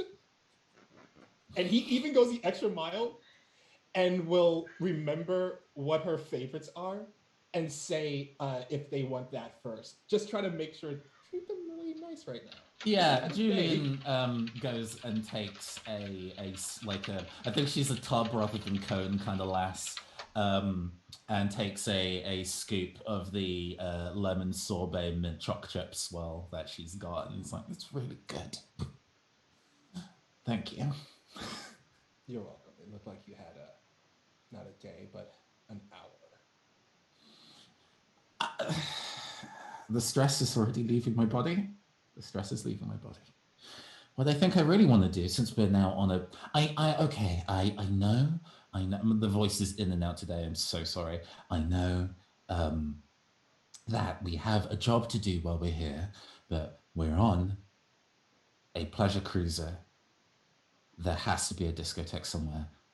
I want to go dancing. But that's later. That's this evening. It doesn't have to be now. Later. Well, that's definitely on the itinerary. Make sure we find a place or we can go dancing, because if we don't bring it up, I'm certain Nevaeh will. And if you go without her, Nevaeh is not going to be happy. Speaking of, Nevaeh, Ariadne, your trip continued after briefly pausing to observe, relax Xavier. Pausing where you to at? observe. Where have you gotten yourselves to now? Well, I mean, what do you want to do, Ghost? I'm sure there's ooh, and I'm looking at the things of the itinerary. It looks like there's a place where you can do axe throwing. Do you want to go throw axes? I actually would really like that. I think maybe we should, well, in my mind, so while all this is going on, we have gone and outfitted ourselves in the clothing that it is time. It's just maybe we should bring the others to go axe throwing. I'm gonna text everyone. That would be a lot of fun. Does a group text to everyone. It's hey, Ghost and I think that we are going to have some team building exercises with axe throwing, and we want to invite everyone to come with us because Ghost thinks it'll be fun if you're all here, so you better show up, and I send you the address.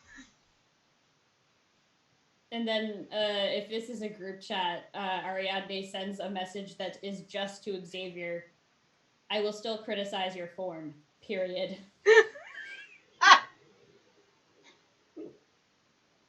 Xavier looks at the group chat message. Then he does a little swipe, looks at Ariadne's message, looks at the group chat message, puts two together, and he will reply. Criticizing my form in under 24 hours from you. All right. Send. The Roll20 roll noise, perfect timing. And then he just... Sorry, that just got me. What?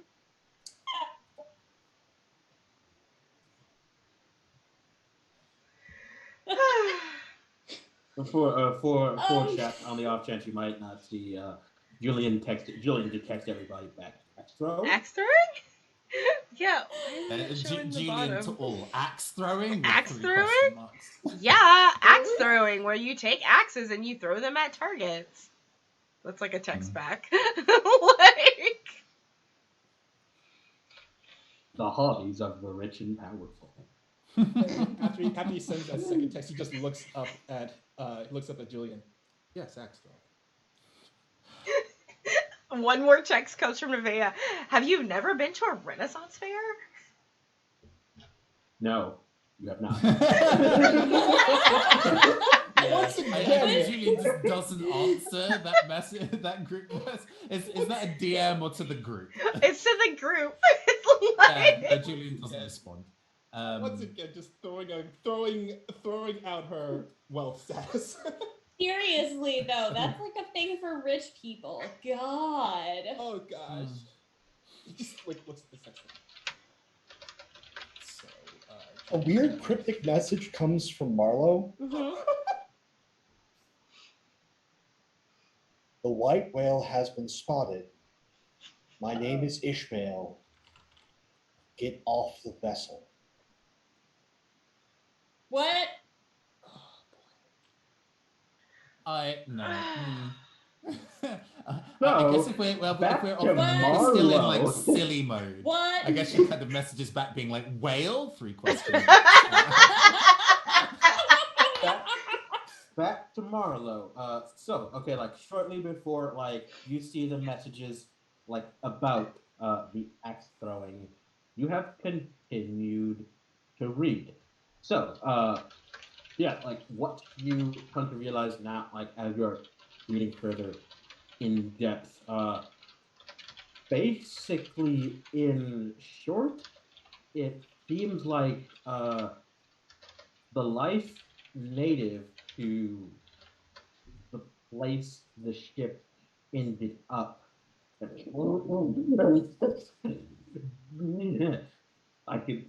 You don't understand. I have roll 20 open right now. Like it's like right there as I'm talking. You're ruining everything. I'm Okay, sorry. okay. Anyway, you in the system they wound up in. It seems like the native life was exceptionally energetic and exceptionally hostile. Like a ship that was equipped, like maintained to like defend itself from maybe a small handful of insistent pirates, basically was put under like sustained siege uh, once they touched down, and um, you realize like this is from the perspective of not not one of the like primary NHPs, like the ones that would be like responsible for determining the course of the ship, like making like high level decisions. Like, it was an NHP high enough up to be aware, but not high enough up to have much say. Um, you realize uh, that like the NHP that was in charge, like basically like over time, like as this kind of basically this like war went on, and like they had to like it had to like it had like ration resources. Like there are like you get the distinct, like it doesn't come out and say it, but you get the distinct implication. But you get the distinct implication that like there are people who like went to cryo sleep and then just quietly died because the ship determined it could no longer afford to keep them awake. Uh, and of course the siege itself was not without casualties, including what this NHP defines as the ship's sanity, but what you are fairly certain implies that it goes to Cascade, and like you don't have details, but you are fairly certain that part of the reason that part of the reason the chip is in space now is the other NHPs basically staged a rebellion, and whatever happened next, this is part of the consequence. Sees the text as like coming to these conclusions, just sends out this text in concern, but he's in full Horus mode. This is the sort of language that they use on the message boards, and that's what he just threw up in chat as now like finding the nearest scanner in the workstation and just scanning this book and then immediately going to that same message board under the same handle, a board adjacent to the white whale found a log. Things are not what they seem, and just uploading the entire document.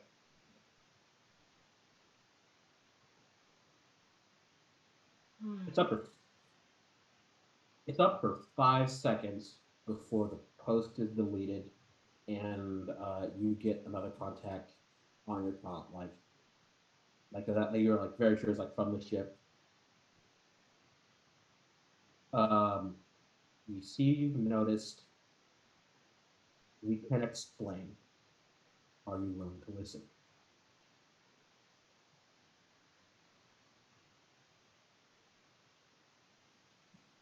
He pauses for that message and then just goes back to the group chat about axes. My name is Jonah, and I am in the belly of the whale. Ed cuts off and goes, and just messages back, I'm listening. And I'm gonna say that, like, for the sake of everybody else, at least allowing everybody else to be present, like it's going to wait for everybody else to come back. If you're going to come back, you can choose not like before. Nevaeh's concerned, like about what's like.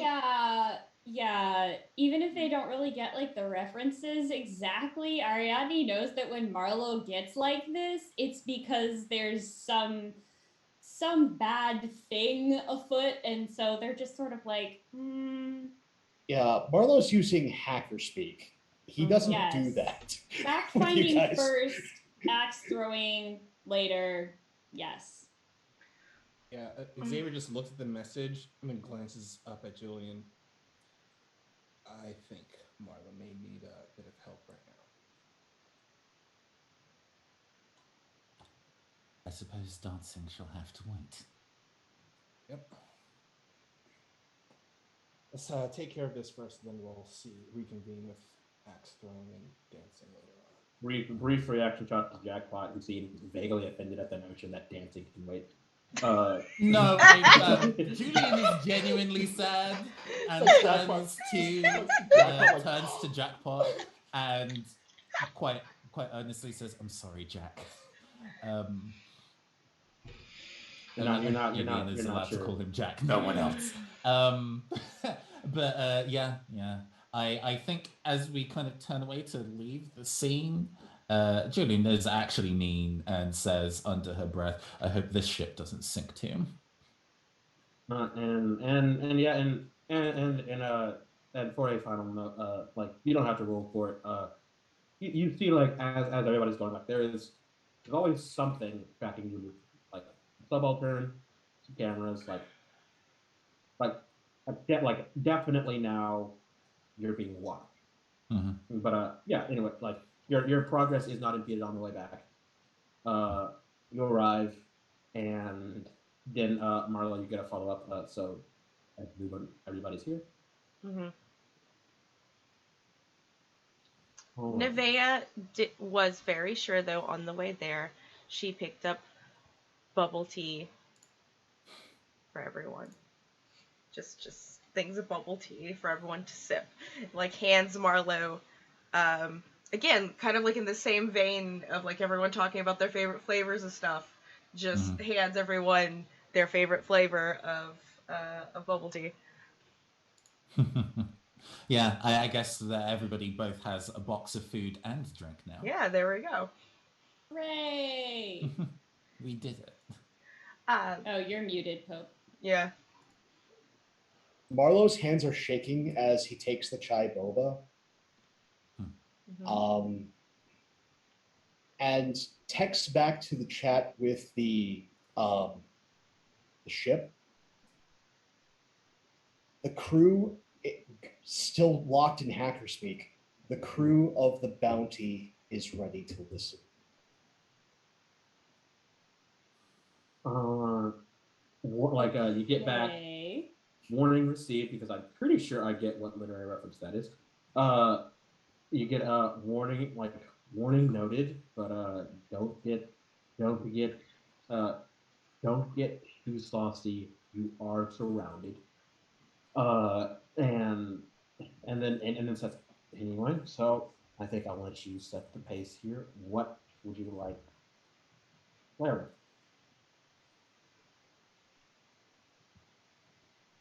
What really are all of you? What is your current mission?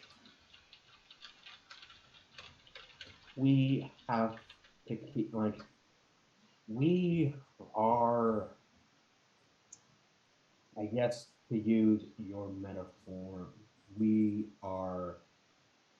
the ones who left Bly behind. He was going, and you realize, absolutely talking about the NHP that he. I have the context. I might have to translate for the rest of them, but Yes, please. Ship's not what it seems. Colony was not dropped off successfully. Hostile life. The NHP in charge of colonization cascaded. Remaining NHP's aboard vessel mutinied.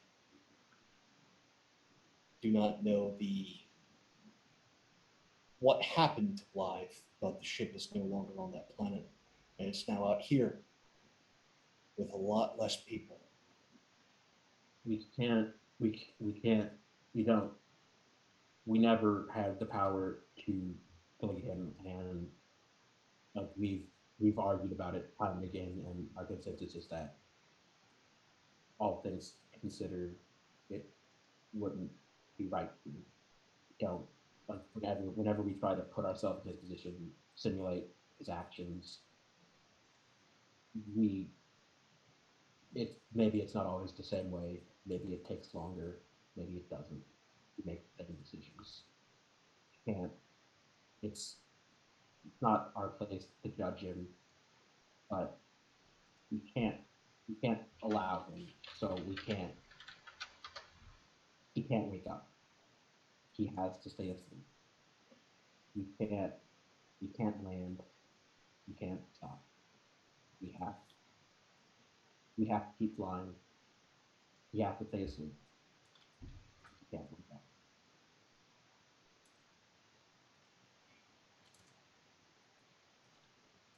And when people spread,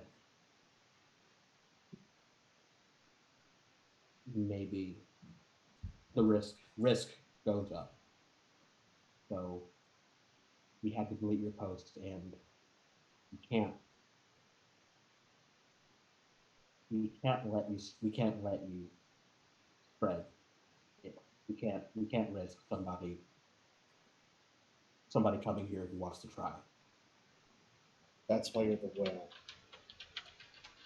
That's why no one can hack you.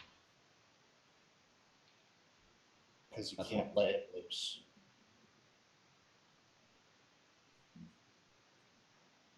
I was right with one thing. There is a Jonah, there's a belly of the whale. But Jonah is not a worshiper. Jonah is a prisoner. And he's a prisoner who is more dangerous if he's out of the way.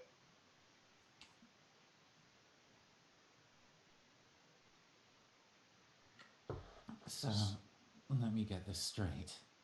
We're reveling on the back of a sleeping god. This is a prison of making of his own peers. Because something between consciousness and a god couldn't handle command, and now is stuck between godhood and demonhood.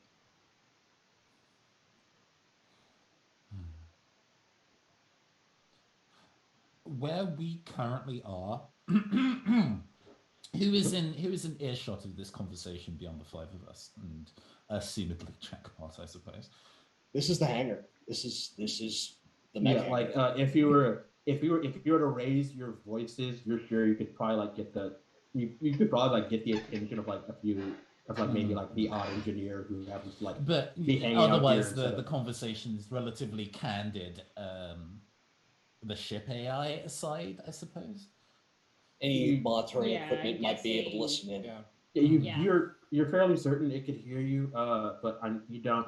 I'll say like you've been on here long enough to know that like unless it thinks it is like critical, it doesn't want to hear. It doesn't want to. engage. Doesn't want to hear everything we're talking about. Yeah, that's fair. It doesn't like people. No, it's yeah. It doesn't like people.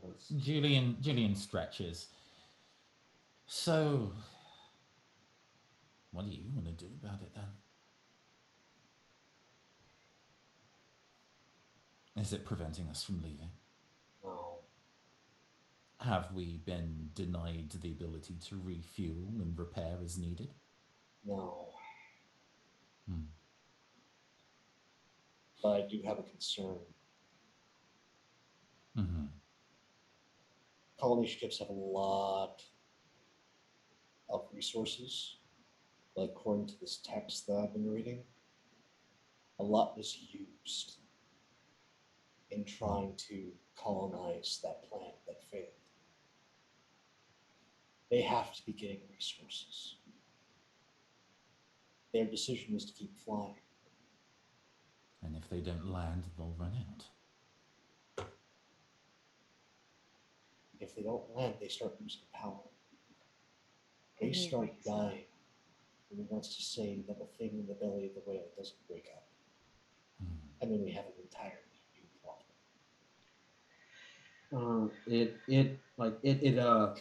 The entity that is talking to you starts like messaging again. We do have a solution that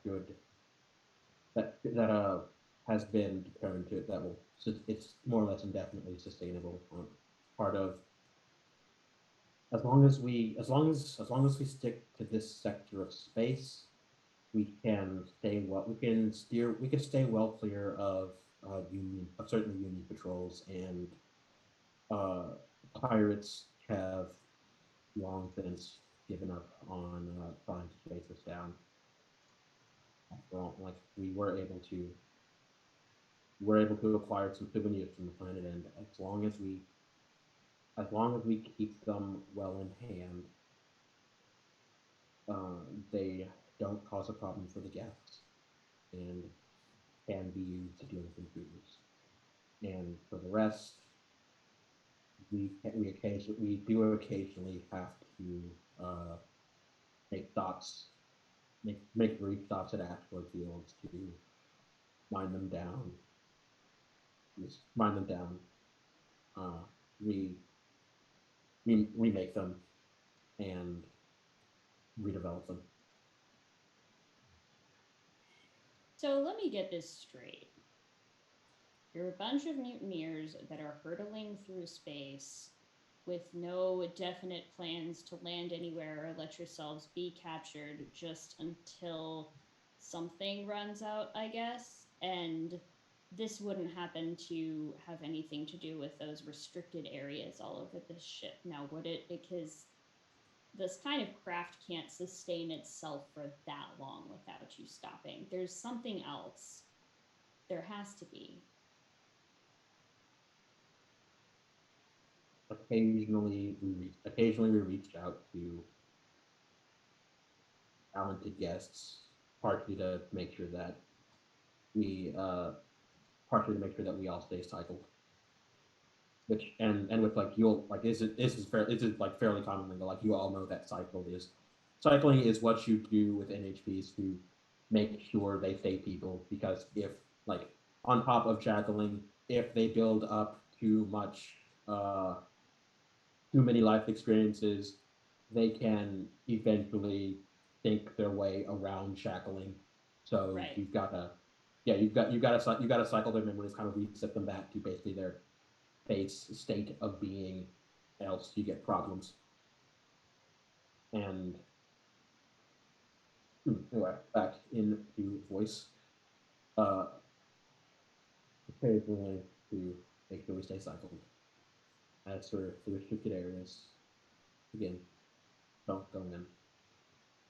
Certainly, we're smarter than what we couldn't. We're smarter than that hostile flora and the hostile fauna.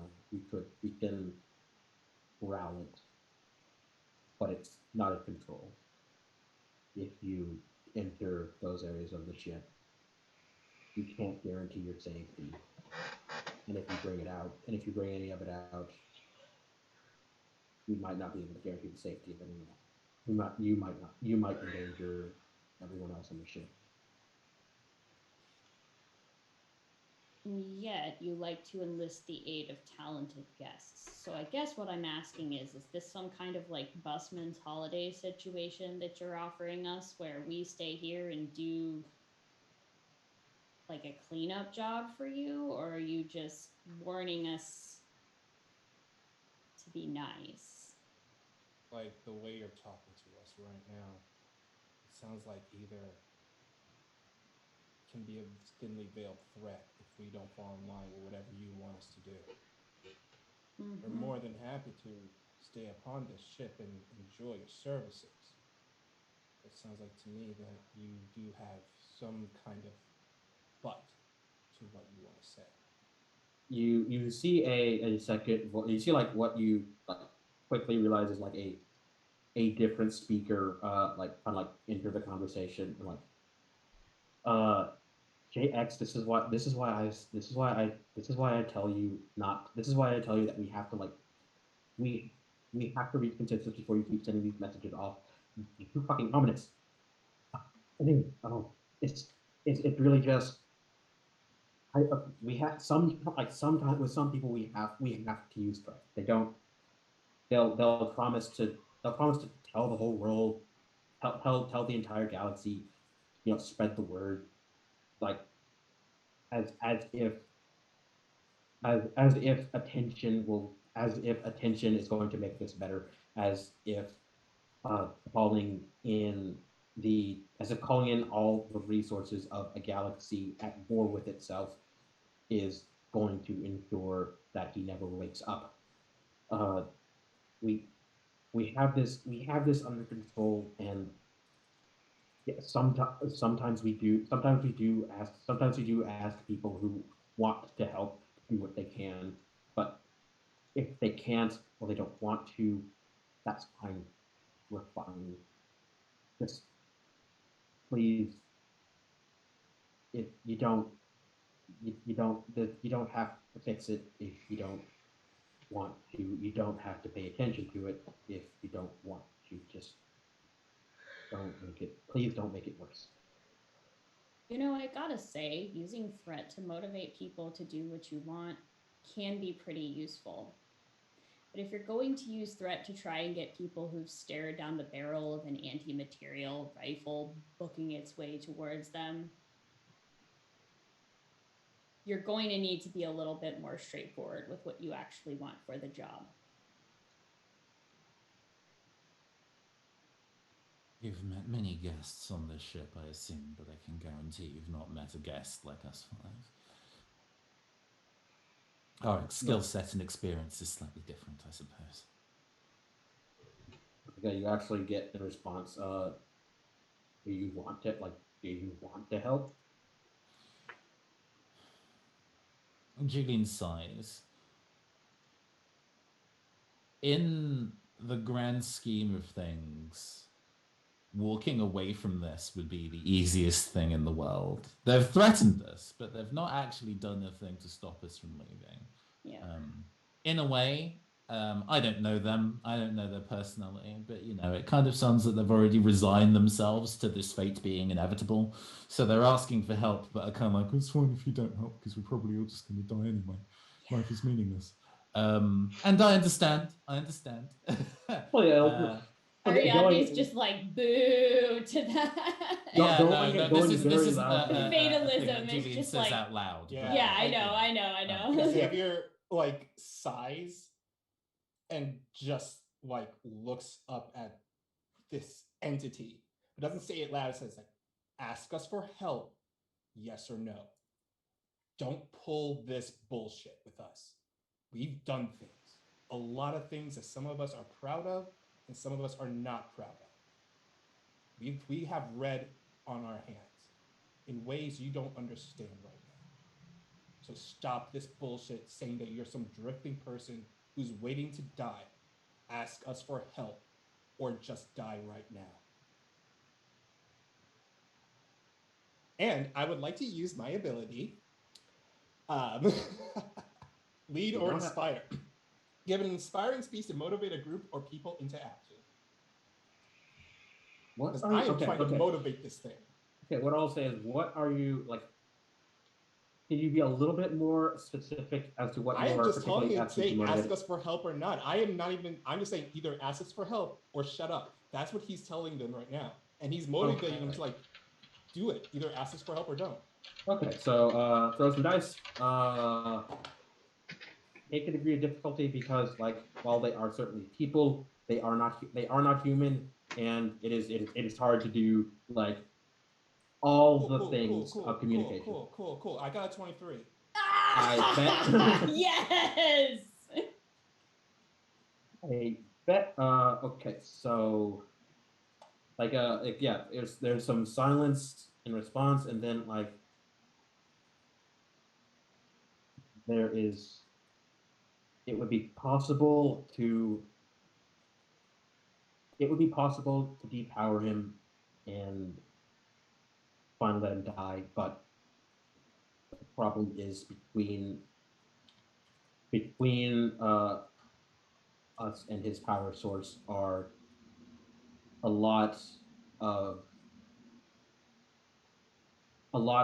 life forms that we can't even get close to, else the situation might destabilize even further. And because we can't get close, we can't help anybody who goes in. So we can tell you where to go. We can give you a map. We can monitor your progress. But if you're injured, we can't save you. And if you're in danger, and if you come out endangered, we'll have to kill you. Are you okay with that? If I could add just one thing onto that list. When we come out of this, nobody's going to bother us when we're just here minding our own business, trying to do mani-pedis or whatever it is that passes for relaxing around here. No more errands or jobs or anything like that. We just want to come here like nameless, anonymous people and have 24 hours where nothing goes wrong. Your anonymity will be ensured as long as you're here. That is And literally all I want. And also, and like they'll say also, make sure you'll probably want, although there's only so much we can do, and you see like a little pic, like, Nevi, you remember that selfie you took? Mm-hmm. That, like, it's in that. Oh. Hmm. Evia? Yeah.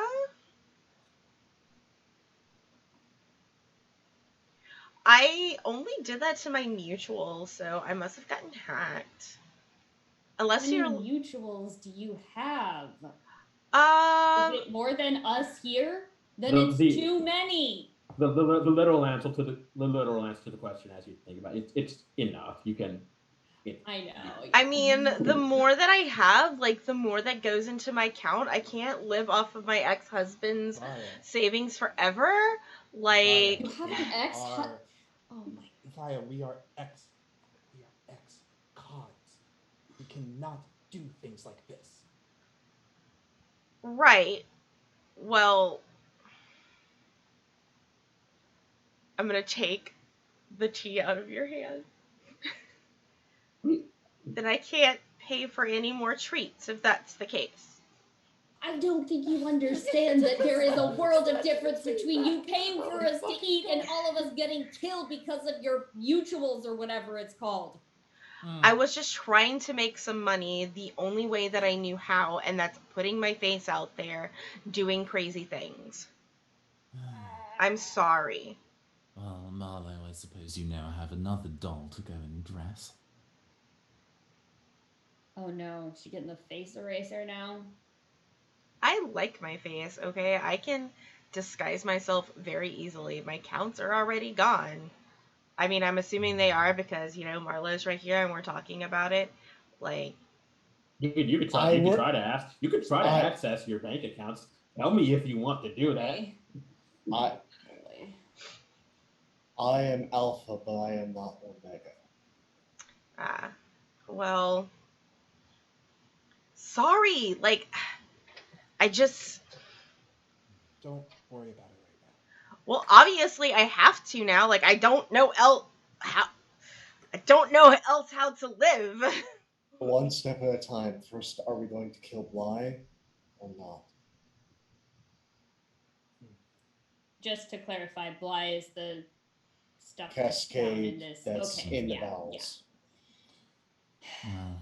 Well, if that's what it takes to go and have my resort holiday.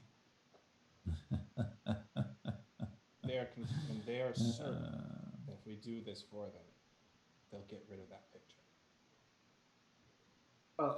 To be clear, what they were communicating when they said there's only so much we can do, and then sending the picture is that they'll do their best to keep you anonymous, but they can't take that. They can't get rid of that picture. It's spread and they are it stands to reason that there are people on the ship who have seen it. They can't stop them from recognizing the vibe. Okay. Just to clarify, the selfie that Navaya took, the rest of us aren't in that shot, if I recall. No, it's literally just her. It's a selfie in her cockpit. Yeah. So Julian, for the most part, is actually kind of not relaxed because the situation is officially fucked, but she is, in maybe contrast to Ariadne, surprisingly calm about that additional development. Although she's not necessarily going to discuss why. It seems at the very least, even if they can't stop the media cycle, they'll be able to prevent the paparazzi from getting on board. That's true. You're right. I never said I was coming here, though. You didn't. That's true. I never said that I was coming here. No, you didn't say you were coming here. You're absolutely right. I have never actually, and I haven't done any selfies here yet, even though I really wanted to take a cute picture of Ghost in their new clothes. I was like, no, we're trying to have a non-media day. It is a self-care day, and on self-care days, we don't show our face to the public. Yeah, and you do remember the sheer number of cameras that were on board. Fortunately, we're in a circumstance where we can get them to agree to not share any of that footage that they captured.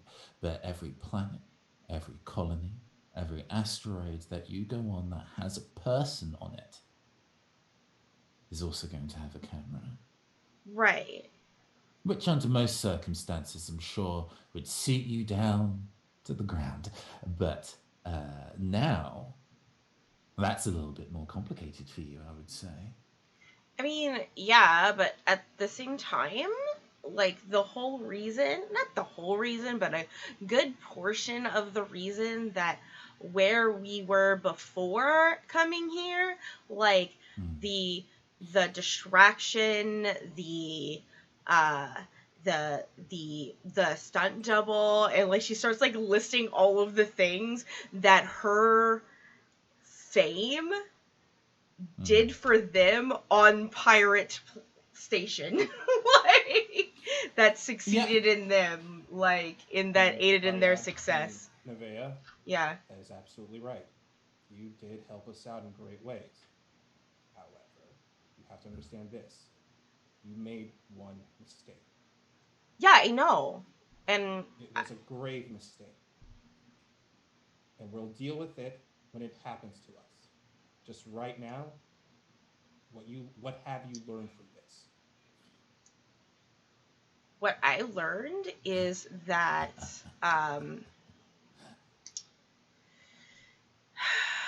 and the tea that she took away from Xavier, she starts to drink it. Like she's already finished hers. Like she's just doing this really dramatic pause as she's going. Yeah, as it just goes down and down until it slurps, and then she purposely like kind of tilts her head because it's definitely a slushy kind to try and get all the remainings. Like it's a very awkward, slow process. What 300 renegade points? Damn. Yeah, Julian is just sitting there watching you do this, trying not to laugh. I learned that I should encrypt my photos. No, you learned that every day needs to be a self-care day because you need to not show your face for the public, okay? Like, that is the takeaway here. You can't show your face. You can't show my face. You can't show anybody else's face. I literally have a TV show. I have a reality show. My face is on the public every day. You had that in the past. That is not your life anymore. Right. The life you had then is gone. Yes, you have the connections, but you have to understand. That's it. You have a new life now. And it's with us. And because your life now is with us, and if you want to be in the public eye, that is fine. Go ahead and be in the public eye. I mean, I'm not like complaining about like listen. I think you're like misunderstanding everything. Like I'm not complaining about it. I am just saying that the one mistake, as grave as it is, was maybe a little worth it. Is all I'm saying. And I learned that I need to use my powers sparingly. Julian makes eye contact with you at that, how you responded to that question, and says, "Oh, that's as far as you go, I suppose." Well, I could and just you remember leave. the conversation that she had with you, I guess now, like 3 or 4 sessions ago, about the kind of like when your back is against the wall, you go and shift tack into celebrity mode rather than handling the thing. So yeah, she makes eye contact with you and says, "That's as far as you go, I see." I mean, I could go further, but listen, all I'm just saying is next time we need to murder somebody, looks at the rest of you, which was my first, by the way.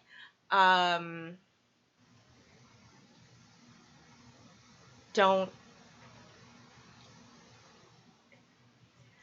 Okay. And she's gonna like sit down. Using my powers is kind of like using a drug. If I have to use more of it, the more I need to use it. So what I'm saying is we should use my power sparingly so as not to feed my addiction so I don't make mistakes anymore. I'm just asking for your help. Is that more clear now? Like, I'm sorry if I can't communicate that. Like, if I didn't communicate that, I'm a little flustered. I have a sugar rush. He looks at her and then looks at Marla. How are we going to save this AI? Oh, we're saving an AI? Well, we're saving the ship. As for Bly, he needs to die. And how are we going to do that? For a very quick refresher, basically like what the NHPs like laid out for you was that they need you to go through an apparently very hostile section of the ship and go to like where he's physically located and basically just unplug him so that he's depowered and basically just quietly die. So, we need to travel through the belly of a beast, survive what we find there, and then rip out the heart.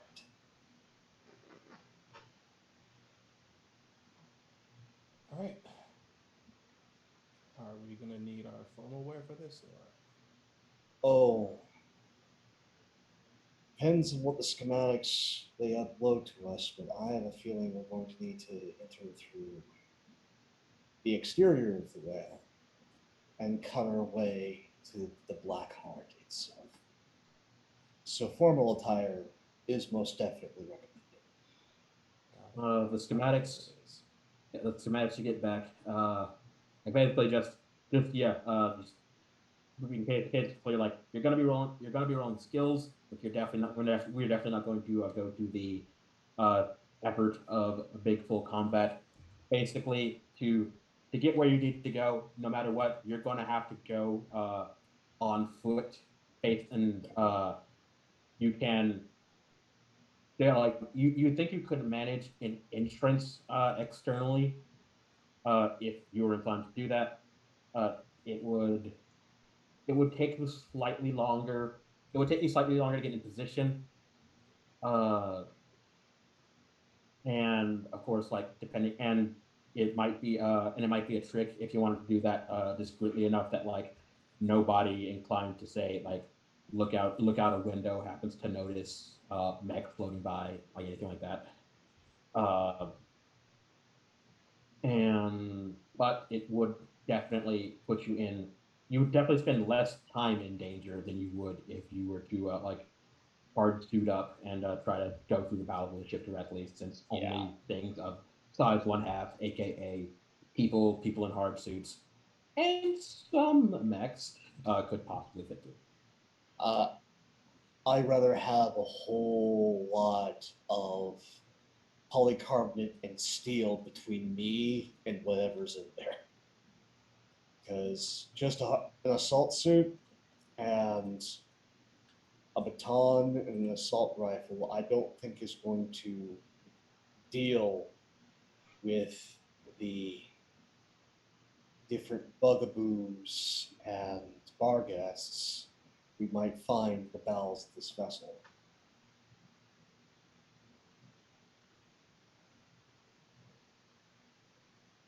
I got that reference.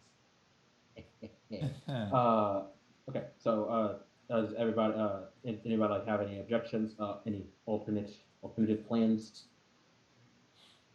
No.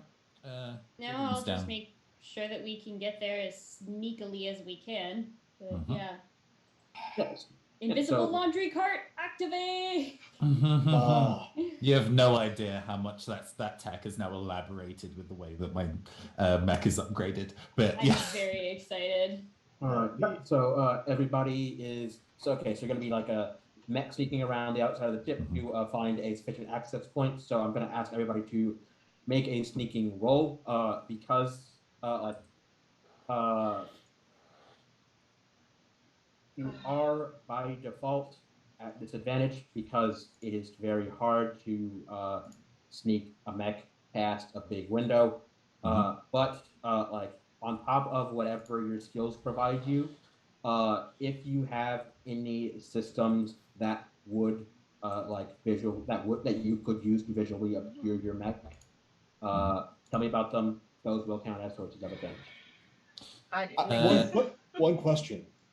Yes. With these windows on the ship, are they polarized? Oh yeah. So yeah, sometimes a solar flare happens and you don't want people to die for them. Cool. Hi, can I have permission to polarize the port side of the vessel? That solves your stealth problem.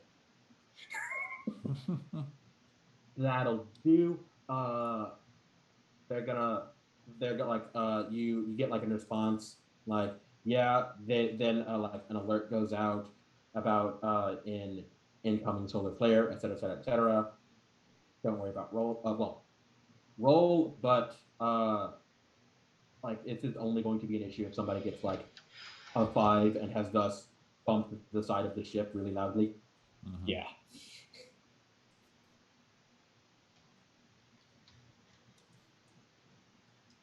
So disadvantage is minus a d6, correct?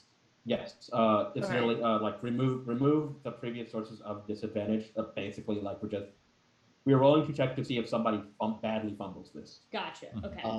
I will like to use my bonus for act unseen, unheard. For sure. No fumble. I am going to use Stay Cool with mine. Perform a Sure. task that requires concentration, dexterity, speed, or precision under pressure. Yeah, same. I also have Stay Cool. My mech is also half size and is invisible while moving. That'll do. Same. Yeah. I got an 18. I am gonna use one of my gifted accuracies to get the disadvantage off and use Stay Cool, which I backspaced at a Copcon. So, 1 second. Alright, cool. There we go. Oh, Bam! Oh, no. Oh, it's not too I bad. missed my +2 from the Stay Cool, so that's a 12, not a 10. But man, Okay. what a miserable roll. Mine is a 14. 11. all right. Mm-hmm. Okay, that's everybody in. No horrible awkward accidents happen. You're all set up on an insurance. And if you aren't already, make sure you're wearing hard suits because you are going to have to spend a little bit of time out in vacuum here. And Yeah. if you are willing, if you would like to maybe die, tell me. But otherwise, you're in. What you see on the inside is like when you heard like hostile flora and fauna, like you expected like maybe like plants, leaves, like maybe like to see like a jungle on the inside of this ship, and it's not like that. It's almost more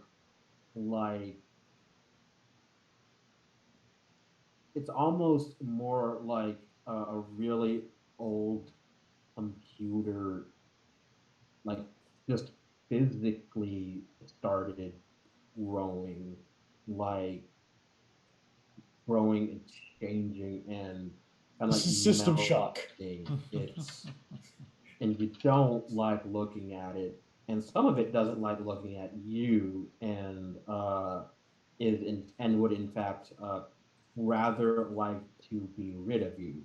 So basically, like your next bit here is what like while you're like in order for you to make your way in order for you to make your way to where you need to go, it's going to require some fight and combat, but it's a narrative combat. So rather than use all the rules, I just need you to make some fighting rolls. Mhm.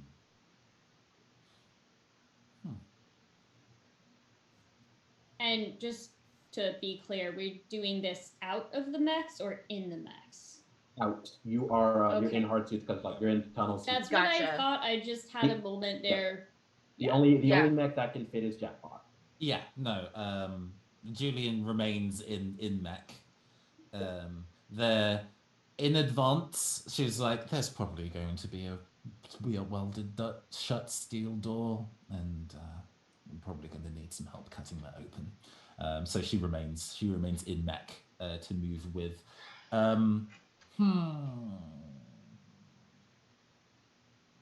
Can I make an agility mech roll as my getting around stuff?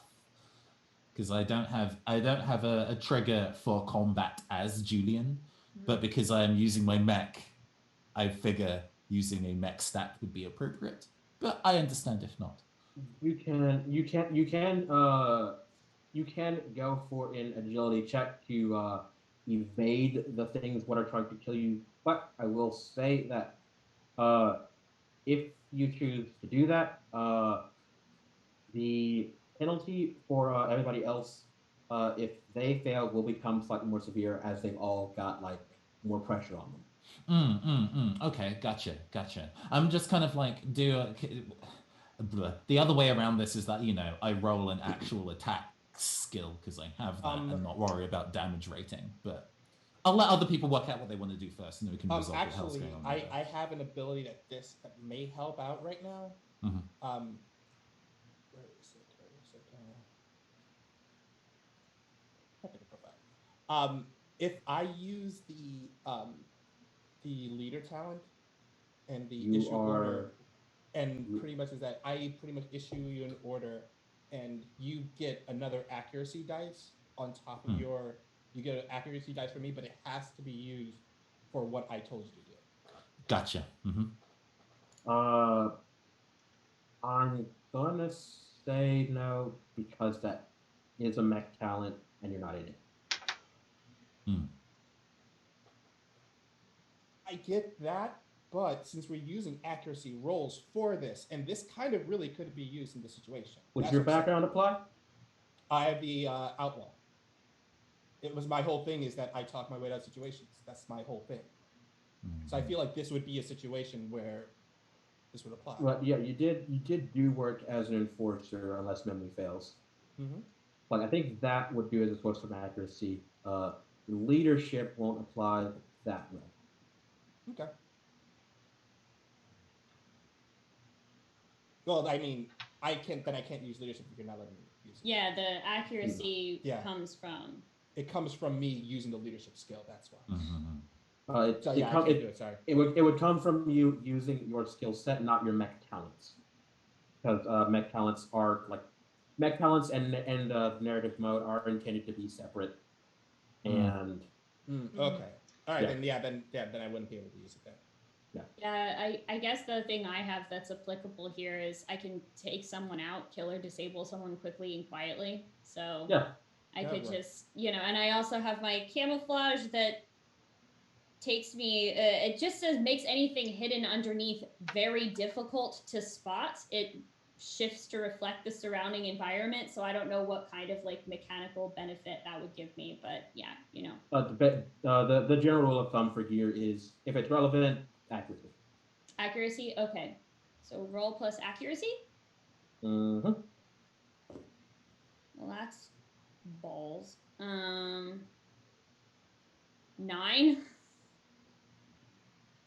We'll take note of that. Are you doing? I guess the question: do you want to use a reroll or anything else? Because as you might expect, I would happily use a reroll for that. Yes. Yeah, as I probably should have mentioned, but didn't. Thank you for whatever. Technically this is risky. Don't have a reroll, but you do have an auto success. Oh, use that, yeah. Well then, yeah, I'm gonna use that. Totally. An auto crit success, particularly. Those dice are still staying in the jail though because they need to think about what they've done. How they could betray me. They're in timeout. This is a risky check. If you do not do at least a 20, you are going to suffer some consequences because they are trying to make your insides outsides, and then that's not going to be a good time. Definitely warranted a auto crit. Yeah, I'm using it. Yeah, I got you down. Okay, I want to see how much I can spam the system. So hacker background, since these are synthetic life forms, I think this is kind of in my wheelhouse. Hacker fix, since hack in this case with synthetics is also disabling. I am trying to be as quiet as possible, so try to act unseen, unheard, as to avoid reprisal. And this is a hostile environment, you would say, so I think survival also works. Yes. Stacks on stacks. Yeah. So accuracy and +6. Let's do this.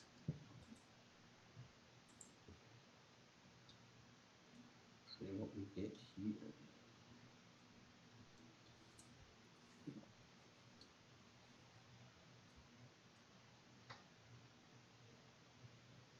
And do I get my grit for this? Yeah, skill checks. Yeah. Okay. So yeah, for people who haven't added their grit, do that. Mm-hmm.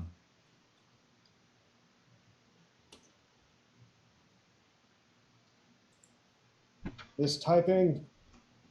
Waka waka.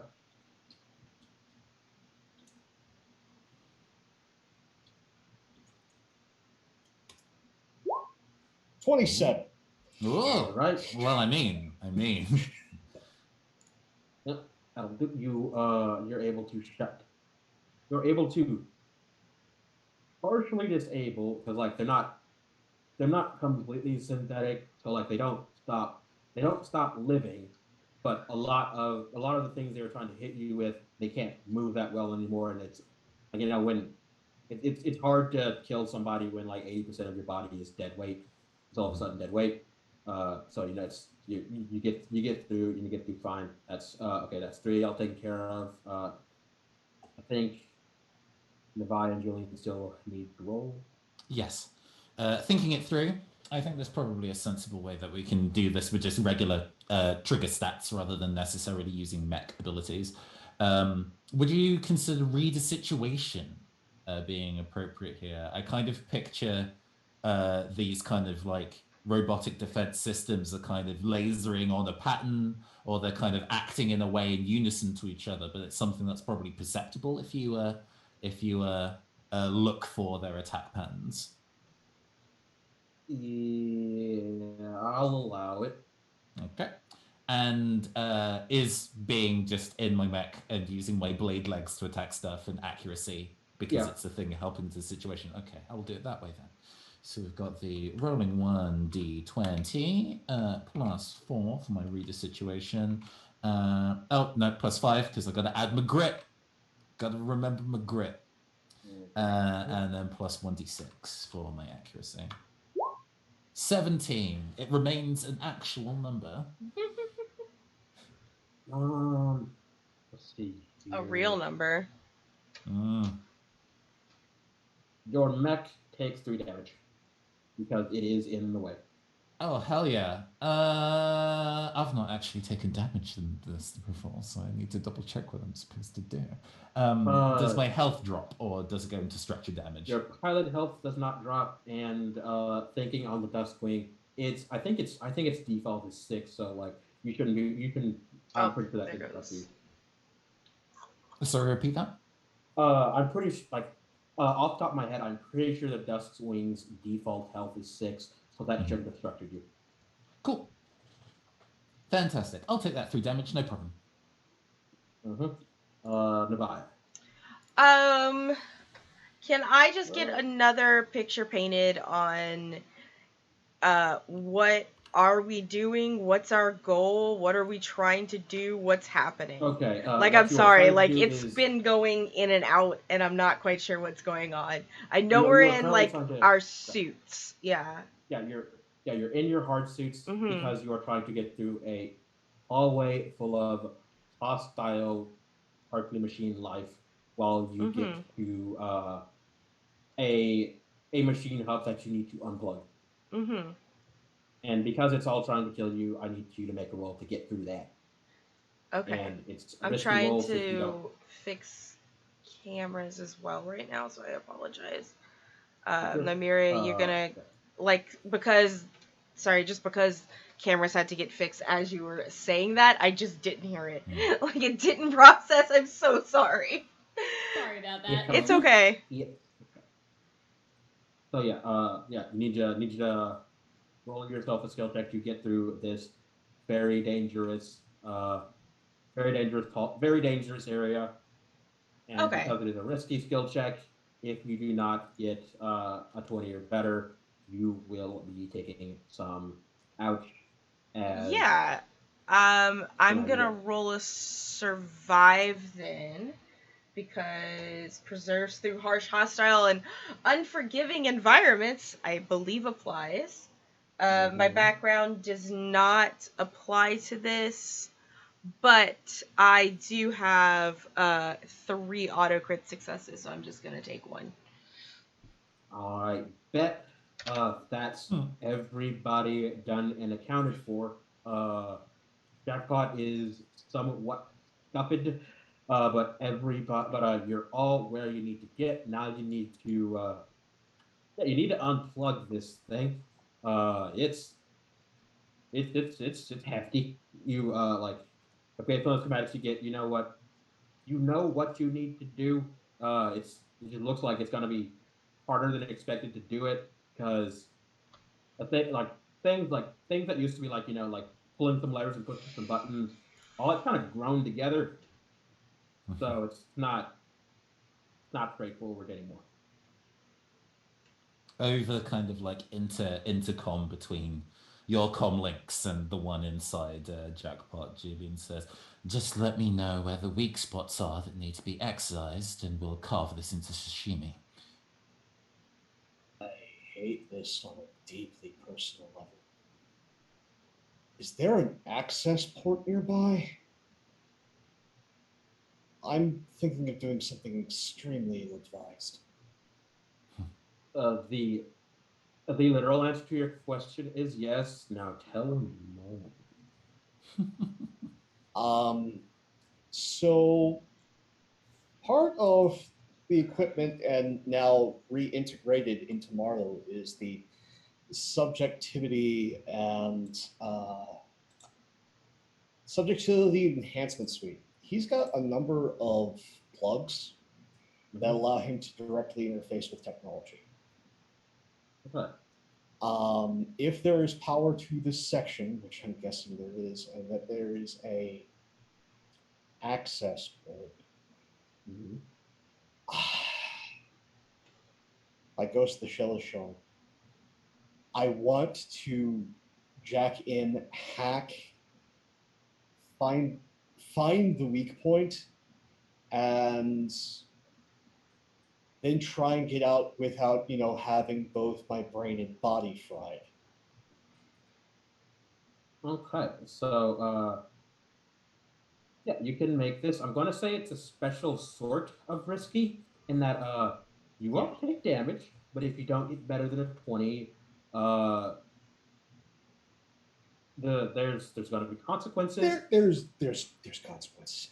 Um, And because like they will be like pretty hefty, if anybody else is around like who wants to talk like talk to me about like how they might like to contribute, make this a little bit easier on him, please feel free. My mind's open.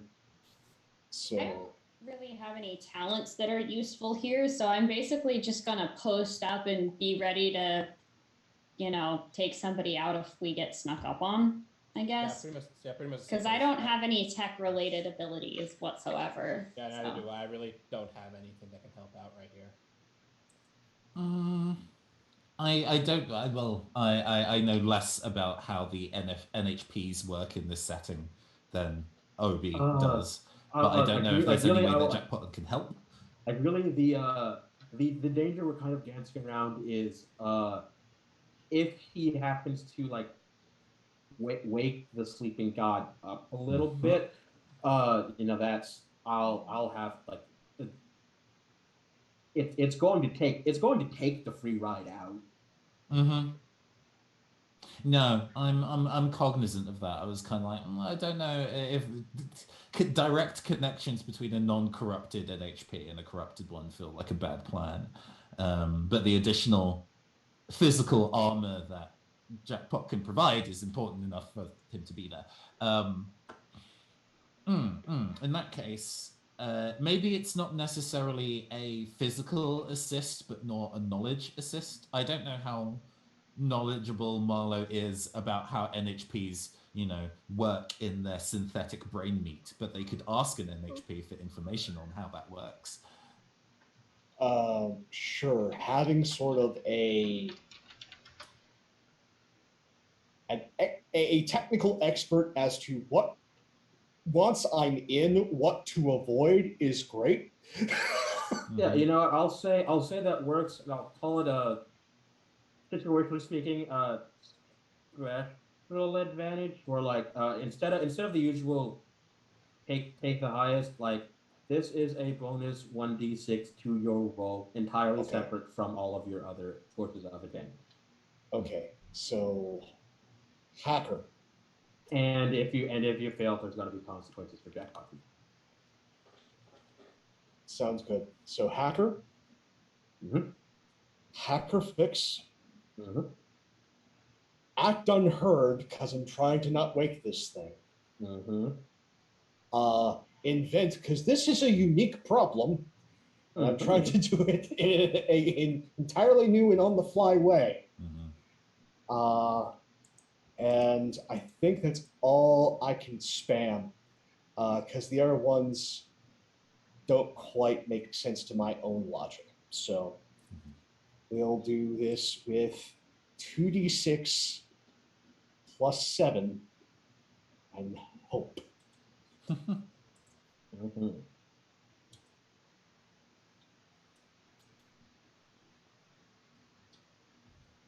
Bare minimum, you're gonna get at least a 10, so jackpot's fine.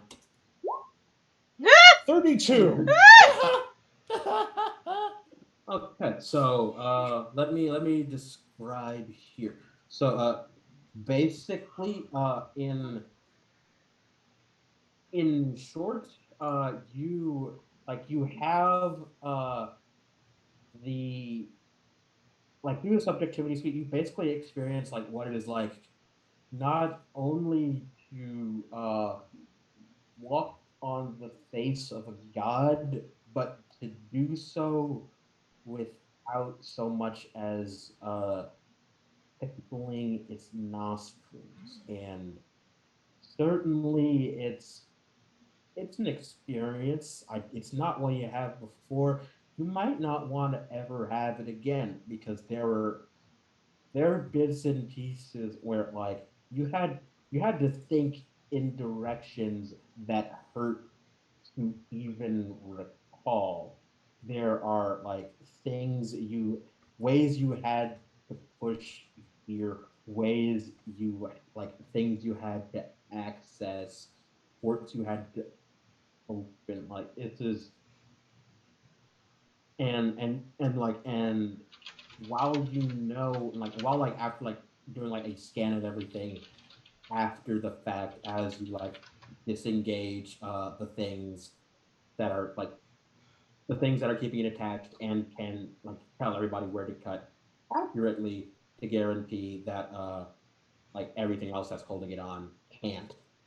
Uh, you feel in some ways that like had maybe an electron gone gone the wrong direction, you might not be you anymore, and you might not even notice. This god could be subtle. So, just for visual sake, we went from Ghost in the Shell, and while jacking in, this turned entirely into a Junji Ito picture. And now we're back. Heck, it's just the I want to say that he's actually leaking, and there are black tears streaking down his face from inside the suit. Junction points alpha, theta, delta. Cut quick. All right. Let's hit the jackpot, as there is 3 rapid kicks in a row. And yeah, you don't have to worry about like rolling to detach it. You will succeed at that. For getting out of it, for getting out, you're not gonna have to roll. Let's say like you cleared enough of a path to get out. Anyway, you've got the casket of a god.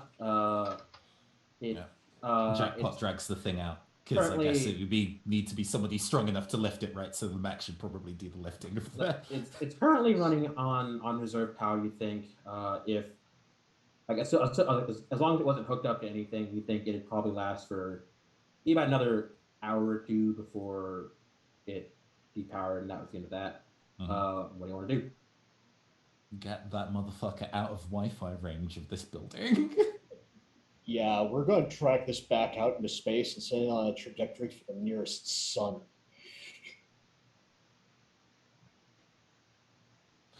I mean, I'd love to cut the thing in half, if I may. But if that would be more dangerous, let's not do that. But If you're going to try and slice a god in half, be my guest. I'll tell you if it's something that would involve like introducing more energy to its system in the time between now and it running out of power. That's a going bad to happen. idea. Okay. Yeah, Something's gonna happen. I have that's fair. Let's not fuck up a thing that we've done really, really well. I'm not going to like undermine that 32. Like so yeah, no, we can just kind of put it on a beeline for no. I don't want to just leave it floating through space like fucking Dio's coffin until somebody finds it later. Think of it like this. It's as long as you don't find it in an hour, you're probably fine. You thought it was Hey, a piece of space rubble, but it was me, Dio. Real. If they don't find it in an hour, if somebody finds this, whatever they get from it won't be a god. It will be nonsense data. Let me just double check if I have any kind of like latent explosives on this mech. Do I just put enchantment on it and let it shoot it? I don't know. No, don't give it any energy, and we do not want tainted enchantment. I mean, kinetic damage, right? It's fine. Yeah, but I'm worried about this thing connecting with enchantment, and then we have enchantment, the god. God mini turret. This is big funny jokes, but I think for real, like Jackpot puts 2 guns down on the side of the ship, and the turret drones just fill this thing with gunfire. Are you sure? Hey, unless you're going to be telling me that It's not going to be like kinetic energy does count. It's not going to be like something. Kinetic energy counts. It's not going to be it's not going to be something like dramatic and instant. Something's happening. Right. I'm slightly put out by the idea that physical force on the thing would also wake it back up. So we're just going to let it drift. It can just cook. It can just cook in space then. Bye. As much as I would love to slice this thing in half, it can just chill in space. Yeah, it drifts off, and despite my best efforts, nobody woke up the god. Nobody woke up God, and like no, this ship is in fact very good at hiding itself. So there's nobody close enough to find it in an hour. And also they don't even know to look. So yeah, God's coffin drifts quietly off into space. You don't know. Well,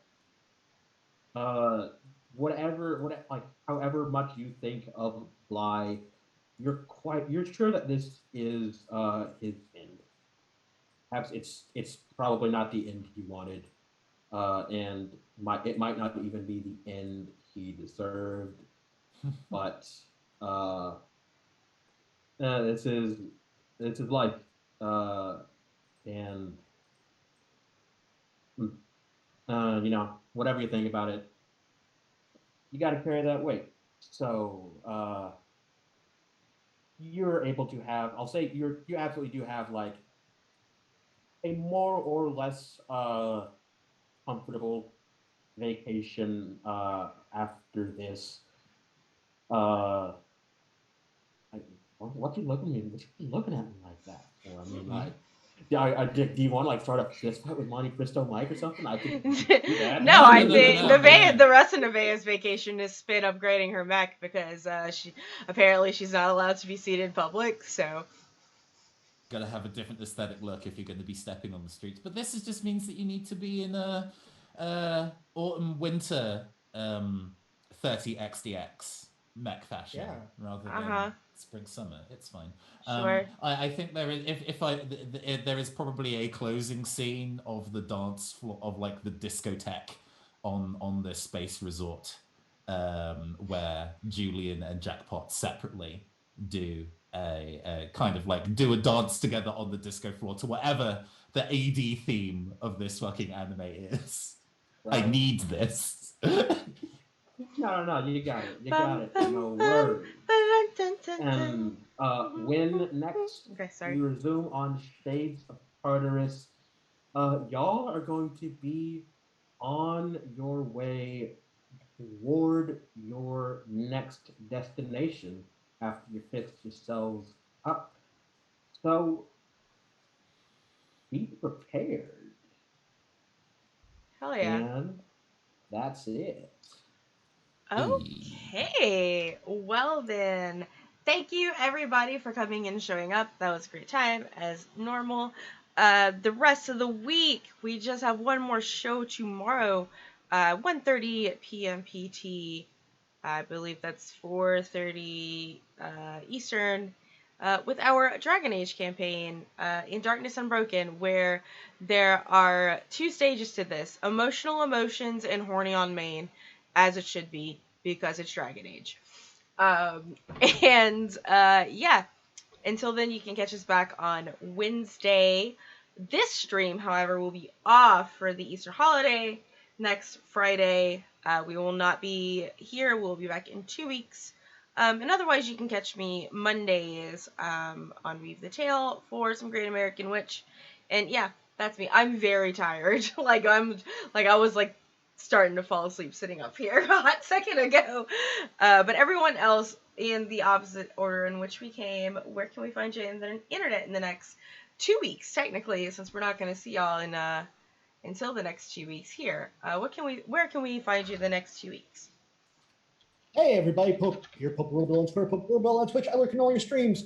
If you want to catch more of my ridiculous face and get another opportunities through the next 2 weeks, next up would be on Wednesdays. Over first on follow Black Cats as we continue on with Spy Game, the Hex Crawl, where I play my second worst human being.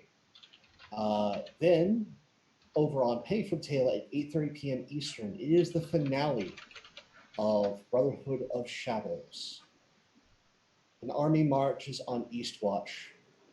Will they survive? Will Westeros? Tune in, find out. And then, not this Sunday, but that Sunday at 9:30 p.m. Eastern over on Matt F7's channel, you can check out myself and Wally as we return from Mask's Sunset City. There's a fight in Valhalla, and I have to duck my ex, who's a Valkyrie. We'll see how that goes. It's not going well for you at all because your big brother by association will shout you out. So already has. So yeah, that's it for me. Thank you all so much for tuning in. Where you're watching live, VOD on YouTube. A story is nothing without an audience. Thank you all so much, and I'll see you around real soon. Okay, that's right to me. Oh man. So it's me, Wally, your favorite non-binary slam, who will help you move if you give him pizza.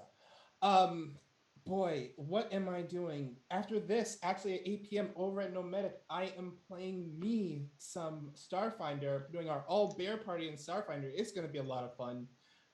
Our pun goal last week was 16 bear puns. The week before we only hit 13. I'm very excited to see what level bear puns we hit this next game. It's gonna be so much fun. Then over Monday, over at Colonomicon, I get to play some Monster of the Week with Nymeria, the person right above me, play some Monster of the Week. Someone's gonna get shot. There's going to be roommates. There's going to be some roommate meetings. Someone may get shot. And yeah. Oh, and guest starring Carlos Santana. That's all I'll say about that. If that's not a good incentive to get you want to watch the show, I don't know what is.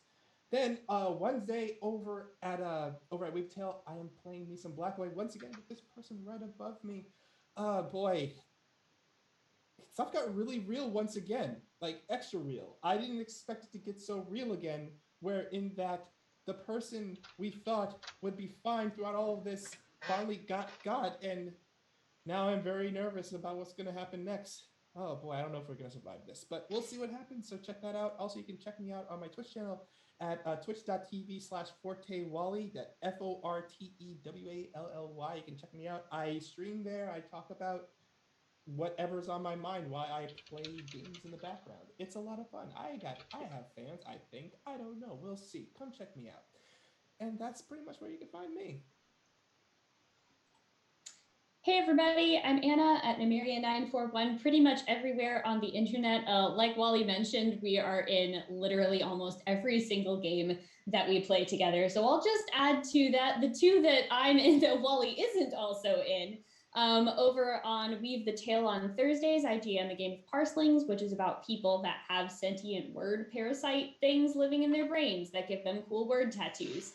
And then tomorrow, I am going to be playing in a one-shot charity stream weekend over on Praxis channel, Praxagora Thesmophoria. And we are playing a collection of wholesome games about food and friendship and family recipes. I will be playing the late night game there. So definitely come by and help us raise some funds for the World's Kitchen and watch a bunch of cool people play games.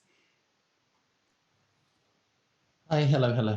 I am a dance made of lasers and knives, Nathan Blades. Thank you so much for having me on this stream. You can find me at the Neoncaster on Twitch on a regular basis. We kind of stream whenever the heck we want, but our next big thing is coming up on Saturday 3rd, where we will be doing a one-shot of Net Battlers, an RPG system designed to evoke the wonders of the Mega Man Battle Network video games. Called Galaxy Galleria. A bunch of preteens explore a mall after dark, trying to solve some ghost stories. Some cool people are playing, including Red Maid Ray of Friends Who Roll Dice, and Stabbiness of Surprise Round RPG fame. It's going to be real good. I'm super excited. Come hang out with us at that time. And last and certainly least has been me, Not Master Obadiah. Not least. Whatever you say, I guess. If you want to find me, you can spot me on Twitter at Jossa Dyson, and perhaps you might even catch me on Twitch playing some video games at twitch.tv/Kenobi. But if you absolutely need to see more of me, come by this channel right here on Wednesday evenings for Revenge of the Gift, where I'll be playing a half-drow warden and extraordinarily successful criminal. Never done anything wrong in his life. Oh, because he's never been convicted. True. All right, everyone. And with that, we are going to go ahead and raid my good friend Kurt, also known as the Kilted Cajun. He is a fellow Cajun and expat, so he's just in Scotland. But they are playing some Tomb of Annihilation, so we're going to go say hello to them over his channel. So, everybody, wave goodbye. You're so cool. We love you. See ya.